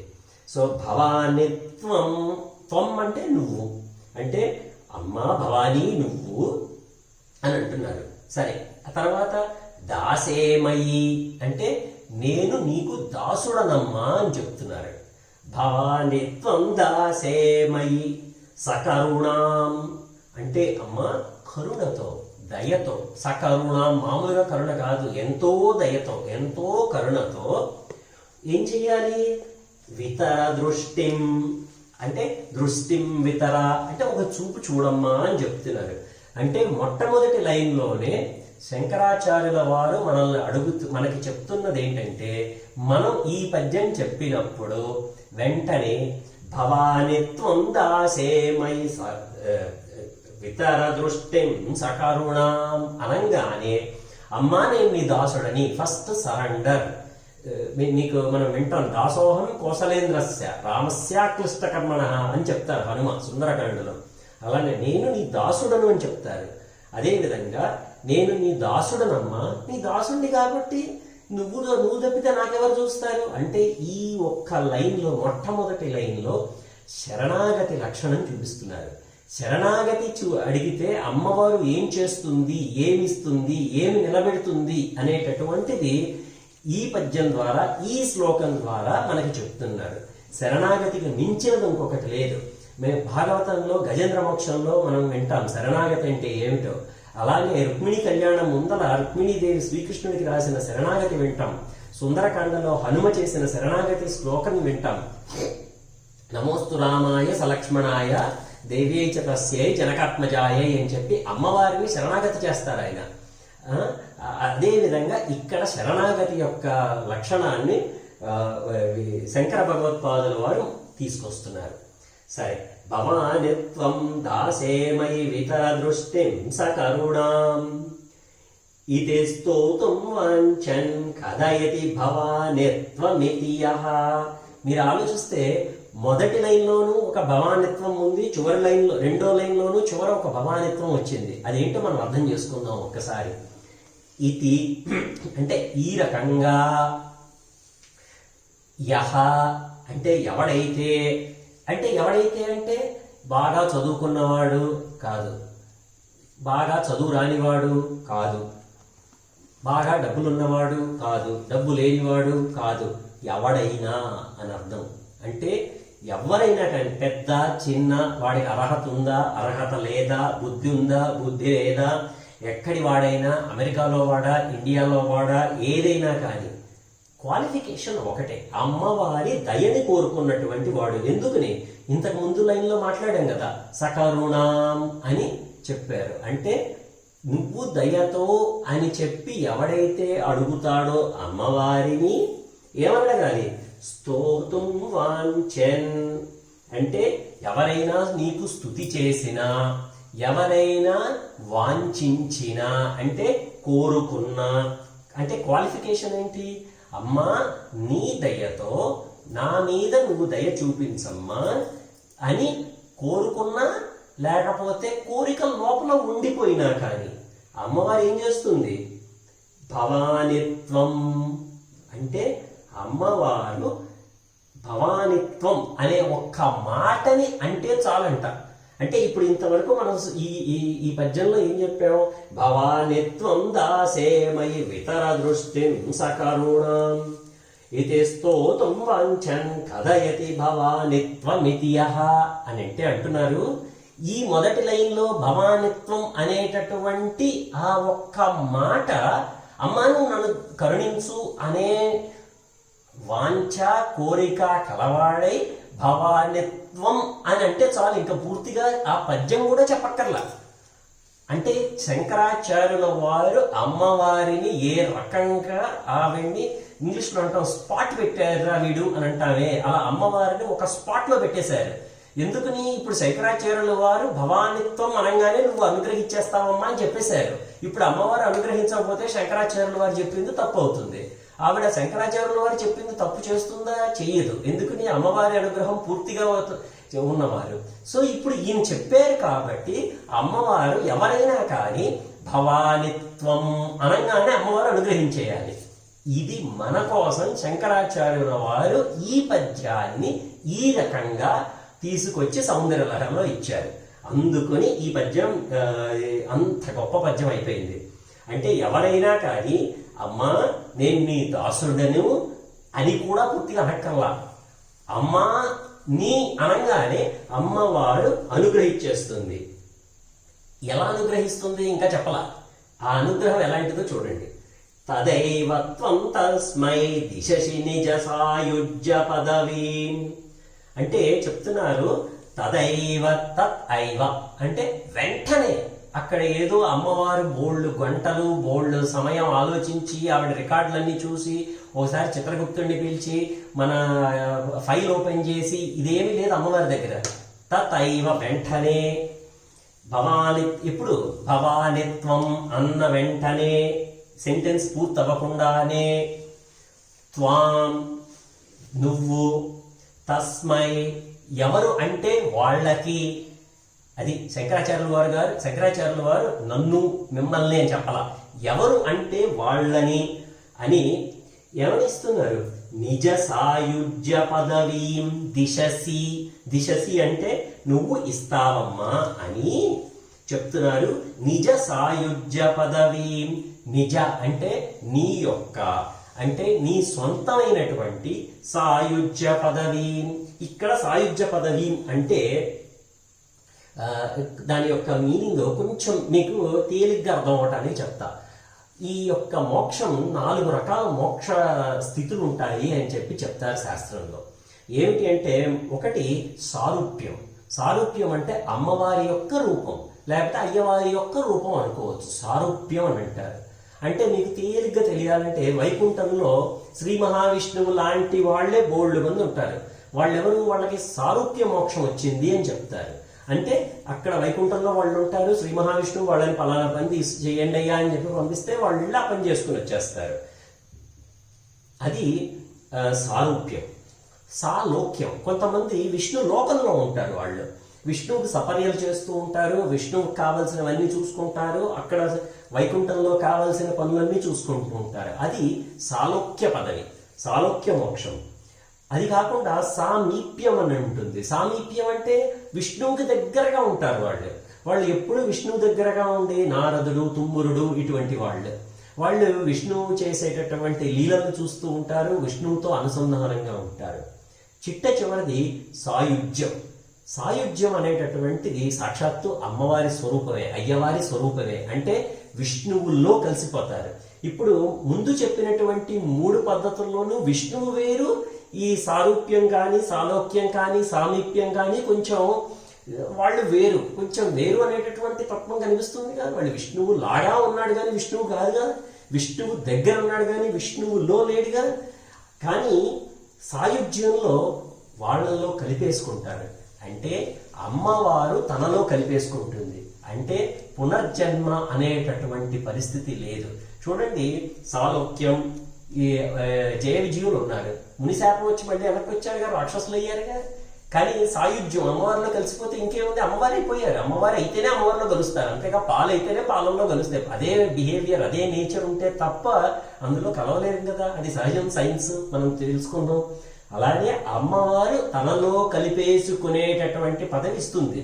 ఎప్పుడు భవానిత్వం దాసే మయి వితర దృష్టిం సకరుణాం ఇది స్తోతం వాంఛన్ కథయతి భవానిత్వమితి యః తదైవ త్వం తస్మై దిశసి నిజ సాయుజ్య పదవీం అని చెప్తారు. ముకుంద బ్రహ్మేంద్ర స్ఫుటమకుట నీరాజిత పదం. ఇక్కడ ముకుంద శ్రీ మహావిష్ణువు, బ్రహ్మ, ఇంద్ర అంటే ముగ్గురిని చెప్పారు. అది ఎందుకు చెప్పారు ముగ్గురు, ఇంకా ఏంటి అనేటటువంటిది నేను ఒక నిమిషంలో చెప్తా.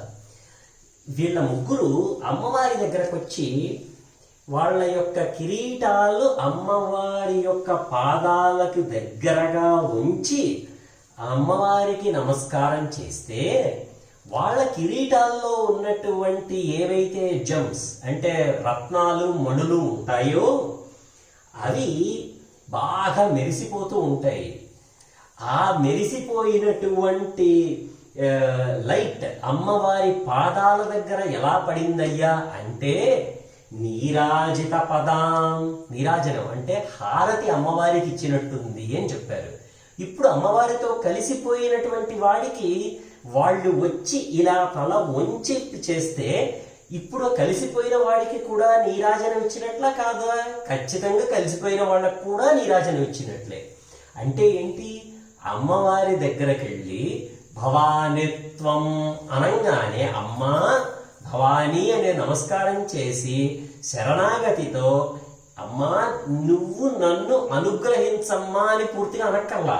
భవానిత్వం అనగానే అమ్మవారికి నువ్వు ఏమడగల, నువ్వు అడిగినా అడక్కపోయినా ఏదైనా వేరేది అడుగుదాం అనుకున్నా కానీ అమ్మవారు వెంటనే నీకు ఇటువంటి పదవిని ఇచ్చేసేసి, ఆ పదవి ఎటువంటిది అంటే బ్రహ్మదేవుడు, ఇంద్రుడు, శ్రీ మహావిష్ణువు వంటి వారే వచ్చి నీ ముందల వాళ్ళు నీకు నీరాజనమిస్తున్నటువంటి పరిస్థితిని తీసుకొచ్చేటటువంటి పదవి అమ్మవారు ఇస్తుంది. ఇది శ్లోకం. సరే, ఈ శ్లోకంలో ఇంకా ఇంతేనా, ఇంకా లోపల కొంచెం నిగూఢార్థాలు ఏమన్నా ఉన్నాయా అంటే ఉన్నాయి. ఇందులో మొట్టమొదటి క్వశ్చన్ ఏంటంటే మనకు వచ్చేది, మనం మోక్షం గురించి మాట్లాడుకున్నాము, ఈశ్వరుడికి సగుణ రూపము నిర్గుణ రూపము అని చెప్పి మాట్లాడుకున్నాము. ఇది నిర్గుణ రూపమా సగుణ రూపమా అనేటటువంటిది మొట్టమొదటి ప్రశ్న, మనందరికీ వచ్చే ప్రశ్న. ఇది నిర్గుణ రూపం అయితే బ్రహ్మ, ఇంద్ర, ముకుంద అని చెప్పి ఎందుకు వేస్తారు శంకర భగవత్పాదుల వారు? అవి ఒక రూపాలు.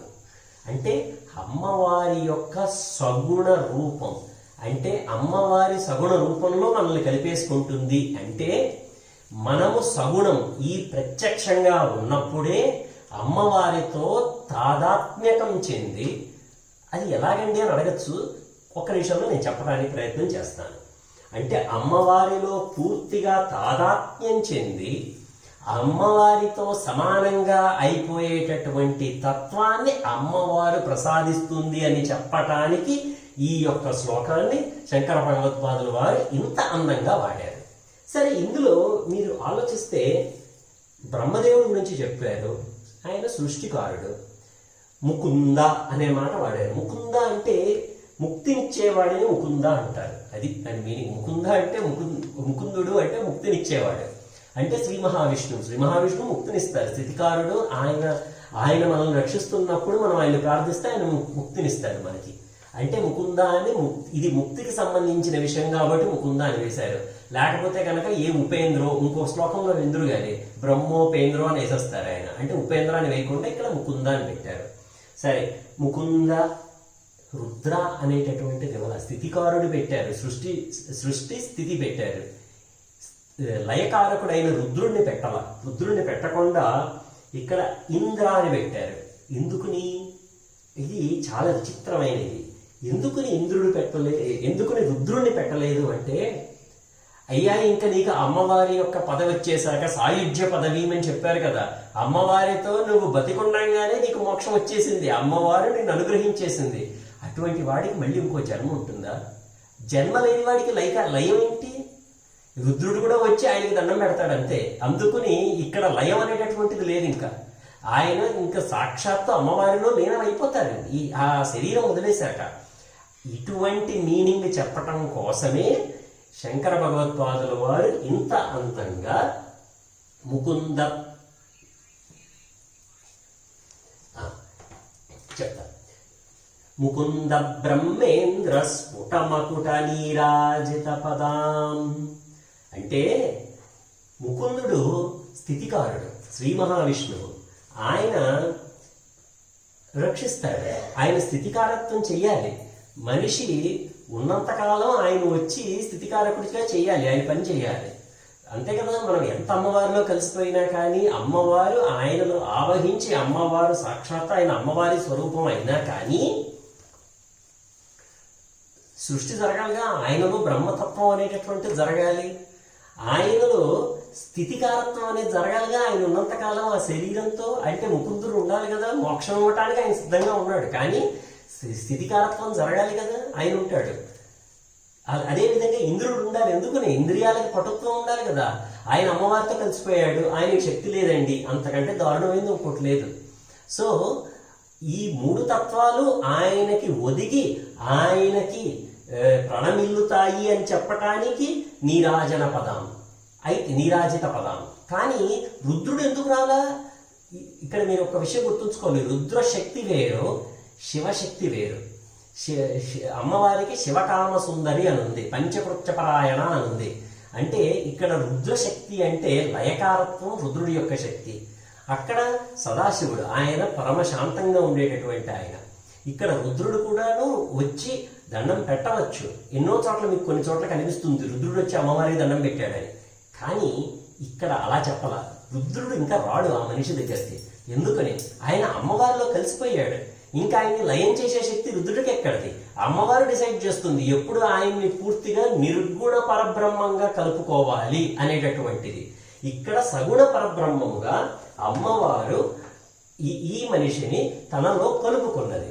ఎవరిని? భవానిత్వం అని అన్ని ఎంతో శ్రద్ధతో అమ్మవారిని ప్రార్థించిన మనిషిని అందుకుని ఇక్కడ రుద్ర అనేటటువంటి మాట శంకర భగవత్పాదుల వారు వేయలేదన్నమాట.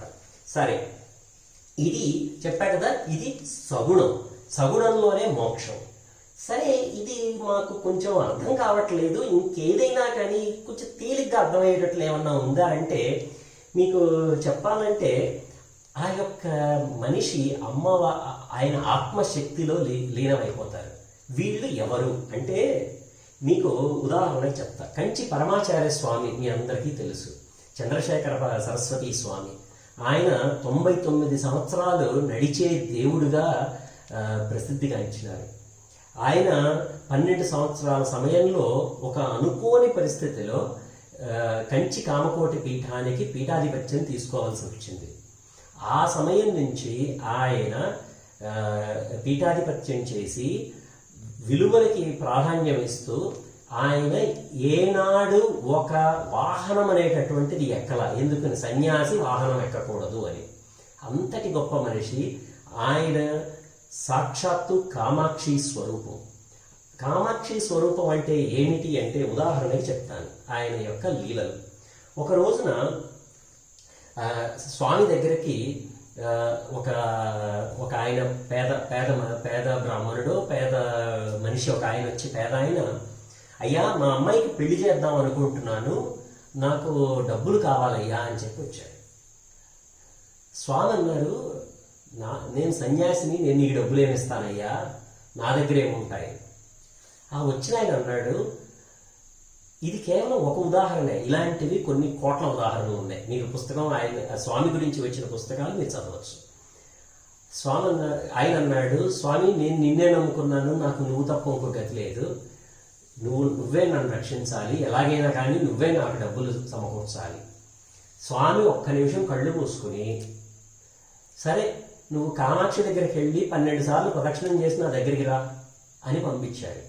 ఆ మనిషి వచ్చిన ఆయన కామాక్షి అమ్మవారి దగ్గరికి వెళ్ళాడు.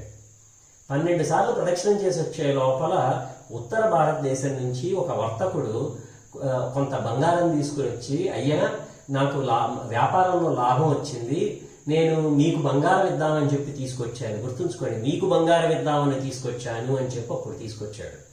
వెంటనే ఈ వచ్చిన ఆయన 12 ప్రదక్షిణలు చేసుకొచ్చి, అయ్యా నేను 12 ప్రదక్షిణాలు చేశానన్నాడు.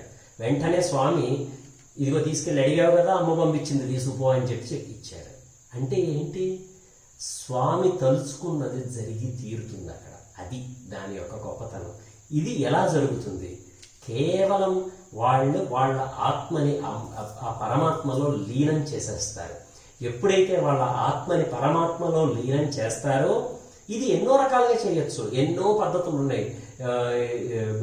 కుండలిని యోగంతో కూడా చేస్తారు కొంతమంది. కానీ అంత కష్టపడక్కర్లేదని శంకర భగవత్పాదుల వారు చెప్తున్నారు. కావాల్సిన క్వాలిఫికేషన్ ఏంటి? కేవలం ఒక శరణాగతి తత్వం. ఆయన ఎప్పుడైతే అలా అన్నారో ఆయన అన్నది జరిగింది.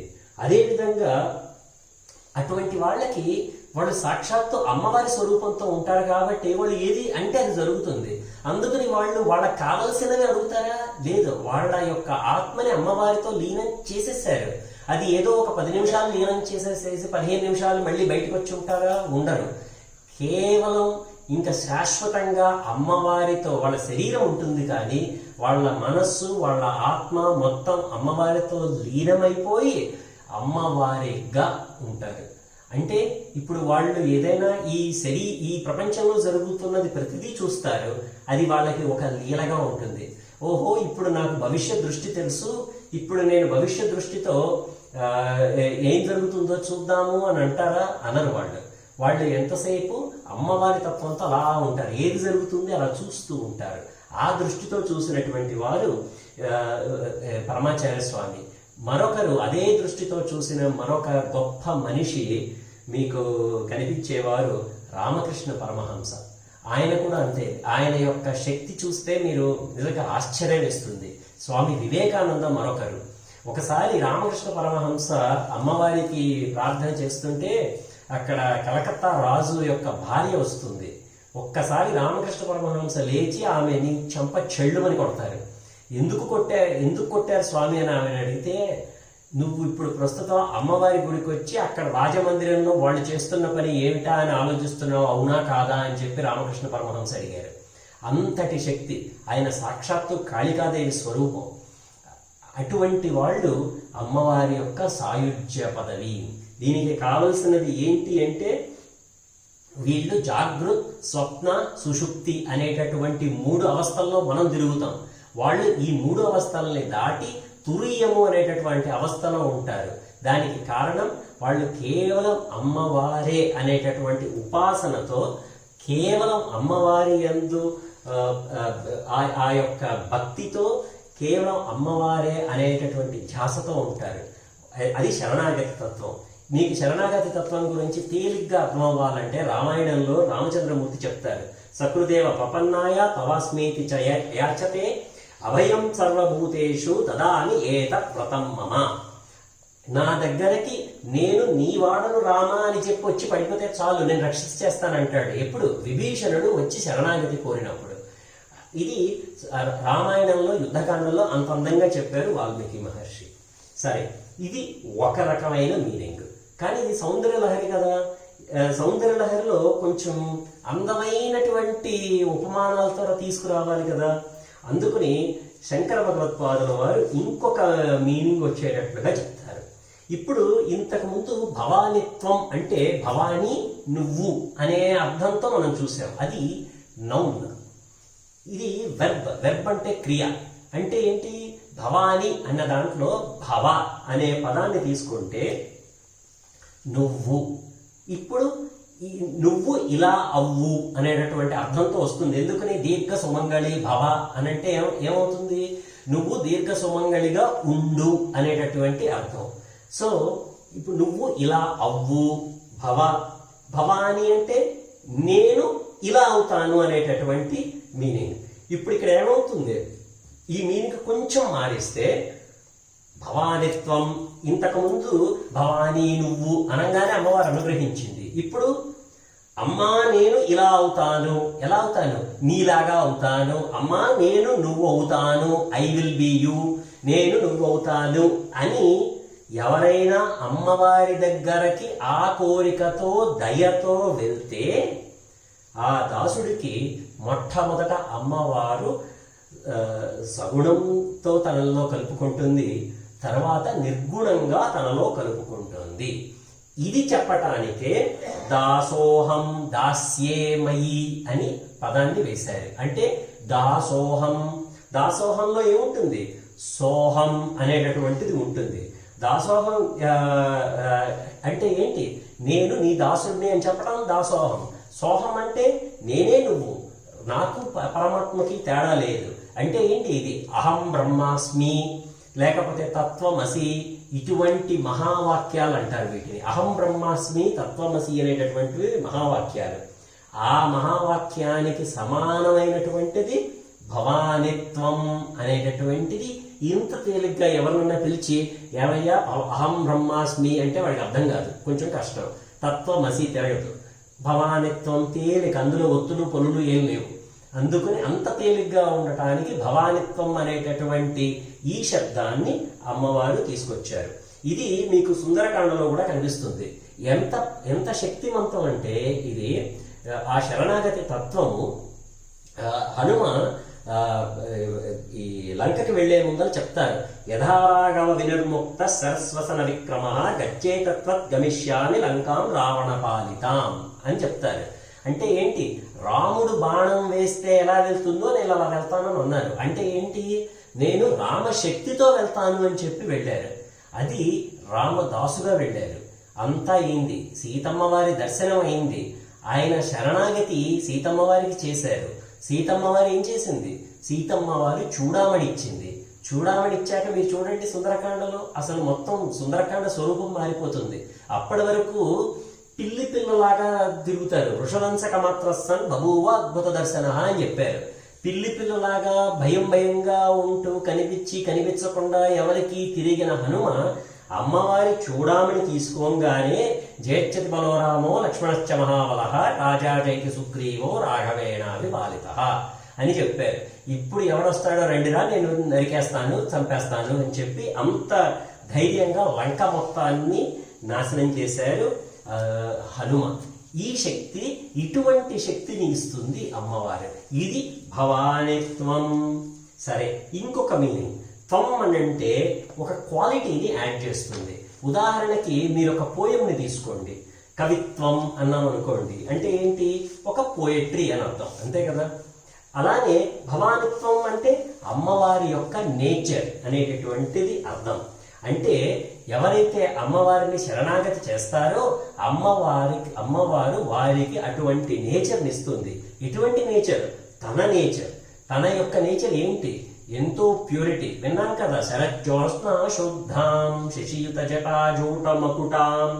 ఇటువంటి గొప్ప నేచర్నిచ్చి తనలో కలుపుకొని, ఎందుకని? తన నేచర్ ఇస్తే గానీ తనలో కలుపుకోదు. అమ్మవారిని ప్రార్థన చేసేటటువంటి వారు అమ్మవారిలో తనలో కలుపుకొని చిట్ట చివరికి నిర్గుణ పరబ్రహ్మ తత్వాన్ని అమ్మవారు ఆ మనిషికి ఇచ్చేస్తుంది. ఇది భవానిత్వం అనేటటువంటి దాంట్లో 3వ అర్థం. ఈ రకంగా ఇన్ని అర్థాలు ఉన్నటువంటి ఈ యొక్క శ్లోకాన్ని పరమాచార్య స్వామి ఎంత అందంగా చెప్పారు అందరికీ. సరే, అయితే ఇక్కడ ఒక చిన్న ట్విస్ట్ ఉంటుంది. ఇప్పుడు మీరు వైష్ణవుల్ని చూస్తే, ఎవరినన్నా వైష్ణవులను అడిగితే వాళ్ళకి మోక్షం ఏంటయ్యా అంటే చుట్ట చివరికి విష్ణువులో కలిసిపోవడం అంటారు. అది సహజం, అందులో తప్పు లేదు. మరి విష్ణువులో కలిసిపోతే ఆయన విష్ణువు అయిపోయాడు కదా. అంటే అక్కడ ఒక చిన్న స్టేట్మెంట్ ఉంది, మైనస్ లక్ష్మీదేవి. అంటే లక్ష్మీదేవికి మాత్రం నువ్వు హస్బెండ్ అవ్వయ్యా అని చెప్పేశారు. అంతే కదా, నేను విష్ణువులో కలిసిపోతాను, లక్ష్మీదేవి నా భార్య అనుకున్నవాడు కింద పడతాడు, అంతే. కాదు, అదేవిధంగా శివతత్వంలో ఉన్న వాళ్ళకు కూడా నువ్వు శివుల్లో ఐక్యమైపో, మైనస్ పార్వతీదేవి, నువ్వు పార్వతీదేవిని భార్య అవదయ్యా అని చెప్పారు, అంత అందంగా చెప్పారు. కానీ ఇక్కడ మనం అమ్మలో కలిసిపోతాం. అమ్మలో కలిసిపోతే నష్టమేముంది? ప్రాబ్లం ఏం లేదు. ఇది ఎంత సౌలభ్యమో చూసుకోండి. సాయుధ్య పదవి అంటే ఇది అంత గొప్పది అమ్మవారిలో. ఇది శంకర భగవత్పాదుల వారు మనకి తీసుకొచ్చారు. అమ్మలో కలిసిపోయాక మహాప్రళయం అప్పుడు అయ్యవారిలో ఎలాగో కలిపేస్తుంది ఆవిడ. అందువల్ల మనకి అసలు టెన్షనే అక్కర్లేదు. అమ్మలో కలిపేశాం కాబట్టి అయ్యవారితో చక్కగా ఉండొచ్చు, ప్రాబ్లం లేదు. ఇది నాయిక నాయకి భావన అని చెప్తారు. ఇది మీకు అరుణాచల మనమాల అని రమణ మహర్షి రాశారు. ఇది చాలా అద్భుతమైనటువంటి రచన, రమణ మహర్షి రాసింది. అందులో ఆయన తనని ఒక నాయికగా భావించుకుంటారు, అంటే హీరోయిన్ అన్నమాట. ఇక పరమేశ్వరుణ్ణి నాయకుడిగా భావిస్తారు. ఇది ఇటువంటి భావనతో రాసినటువంటిది. ఇది కేవలం రసం. అదే చెప్పా కదా నేను మొట్టమొదట, ఇందులో సౌందర్యలహరి కవితా రసం కనిపిస్తుందని. ఇది కవితా రసం. అదీ కాక అమ్మవారు తనలో కలుపుకున్నది అంటే ఆ మనిషిలో వాత్సల్య భావం నిండుగా ఉంటుంది. సో వాత్సల్య భావాన్ని ఇచ్చి ఆ మనిషి ద్వారా ప్రపంచం మొత్తాన్ని దారిలో పెట్టి ప్రపంచం మొత్తానికి కరుణని చూపిస్తుంది అమ్మవారు. ఇటువంటి గొప్ప పద్యమే భవానిత్వం దాసే మయి వితర దృష్టిం సకరుణాం ఇతి స్తోతుం వాంఛన్ కలయతి భవానిత్వమితి యః తదైవ త్వం తస్మై దిశసి నిజ సాయుజ్య పదవీం ముకుంద బ్రహ్మేంద్ర స్ఫుటమకుట నీరాజిత పదాం. అంటే ఎటువంటి వారైనా వచ్చి వాళ్ళ పాదాల దగ్గర అమ్మవారి యొక్క అనుగ్రహం తీసుకున్న విధంగా తీసుకుంటారు అనేటటువంటి గొప్ప భావనతో మీకు ఇటువంటి సాయుధ్య పదవే మీకు గజేంద్ర మోక్షంలో కూడా భాగవతంలో పోతన గారు ఇచ్చారు. ఎప్పుడు గజేంద్రుడు ప్రార్థిస్తాడు, లోకంబులు లోకేశులు లోకస్తులు తెగిన తుది నలోకంబగు పెంజీకటి కెవ్వల నెవ్వండేకాకృతి వెలుగు నతని నే సేవింతున్ అని ప్రార్థిస్తారు. అక్కడ అమ్మవారు అయ్యవారు అని కాకుండా అసలు ఒక జెండర్ అనేటటువంటిది, ఒక మనిషి అనేటటువంటిది, ఇది ఒక రూపం అనేటటువంటిది లేకుండా కేవలం ఆ వెలుగు, ఆ చీకటి వెనకాల ఉండేటటువంటి వెలుగు, అంటే మన ఒంట్లో ఉండేటటువంటి చీకటి, అజ్ఞానం వెనకాల ఉండేటటువంటి వెలుగు. మీకు నారాయణ సూక్తంలో చెప్తారు, నీవార సూకవత్తన్వి పీతాబా స్వచ్ఛనోపమా అని చెప్తారు. మనం బొడ్డు నుంచి, నేడల్ నుంచి సరిగ్గా ఒక జాన పైకి తీసుకుంటే గుండె కిందకు వస్తుంది. అక్కడ ఒక వెలుగు వెలుగుతుందయ్యా. ఆ వెలుగు ఎలా ఉంటుంది అంటే కేవలం ఒక వడ్ల గింజ చివర మొన ఉండేటటువంటి మొన ఎంత ఉంటుందో అంత మొనలో ఒక వెలుగు వెలుగుతుంది. ఆ వెలుగు నుంచి ఈ శరీరం మొత్తం అలా వెలిగి కాంతులు బయటికి చిమ్ముతాయి, చీకట్లని అజ్ఞానాన్ని పారద్రోలుతుంది అని చెప్తారు. అంటే ఇటువంటి అమ్మవారు మన శరీరంలోనే ఉంటారు. చీకటి అనే అజ్ఞానాన్ని దాటి ఆ వెలుగు దగ్గరికి వెళ్ళి భవానిత్వం అని ప్రార్థిస్తే అప్పుడు అయ్యవారు సాక్షాత్తు శ్రీ మహావిష్ణువు గజేంద్ర మోక్షంలో వచ్చారు, వచ్చి సాయుధ్య పదవిని ఇచ్చారు అని గజేంద్ర మోక్షంలో చెప్తారు. అదే విధంగా ఇక్కడ సౌందర్యలహరిలో శంకర భగవత్పాదుల వారు ఈ శ్లోకం ద్వారా మనకి చెప్పారు. సరే, ఈ 2 పద్యాలతో ఇవాళ సౌందర్యలహరిని పూర్తి చేస్తాను. ఇవి కొంచెం క్లిష్టమైన పద్యాలు, శ్లోకాలు. ఇవి కొంచెం బాగా తత్వానికి దగ్గరగా ఉన్నటువంటి శ్లోకాలు. అయితే ఇవాళ అక్షయ తృతీయ అన్న ఆ గొప్ప రోజు కాబట్టి నేను ఈ శ్లోకాలను ఎంపిక చేసుకొని చెప్పడం జరిగింది.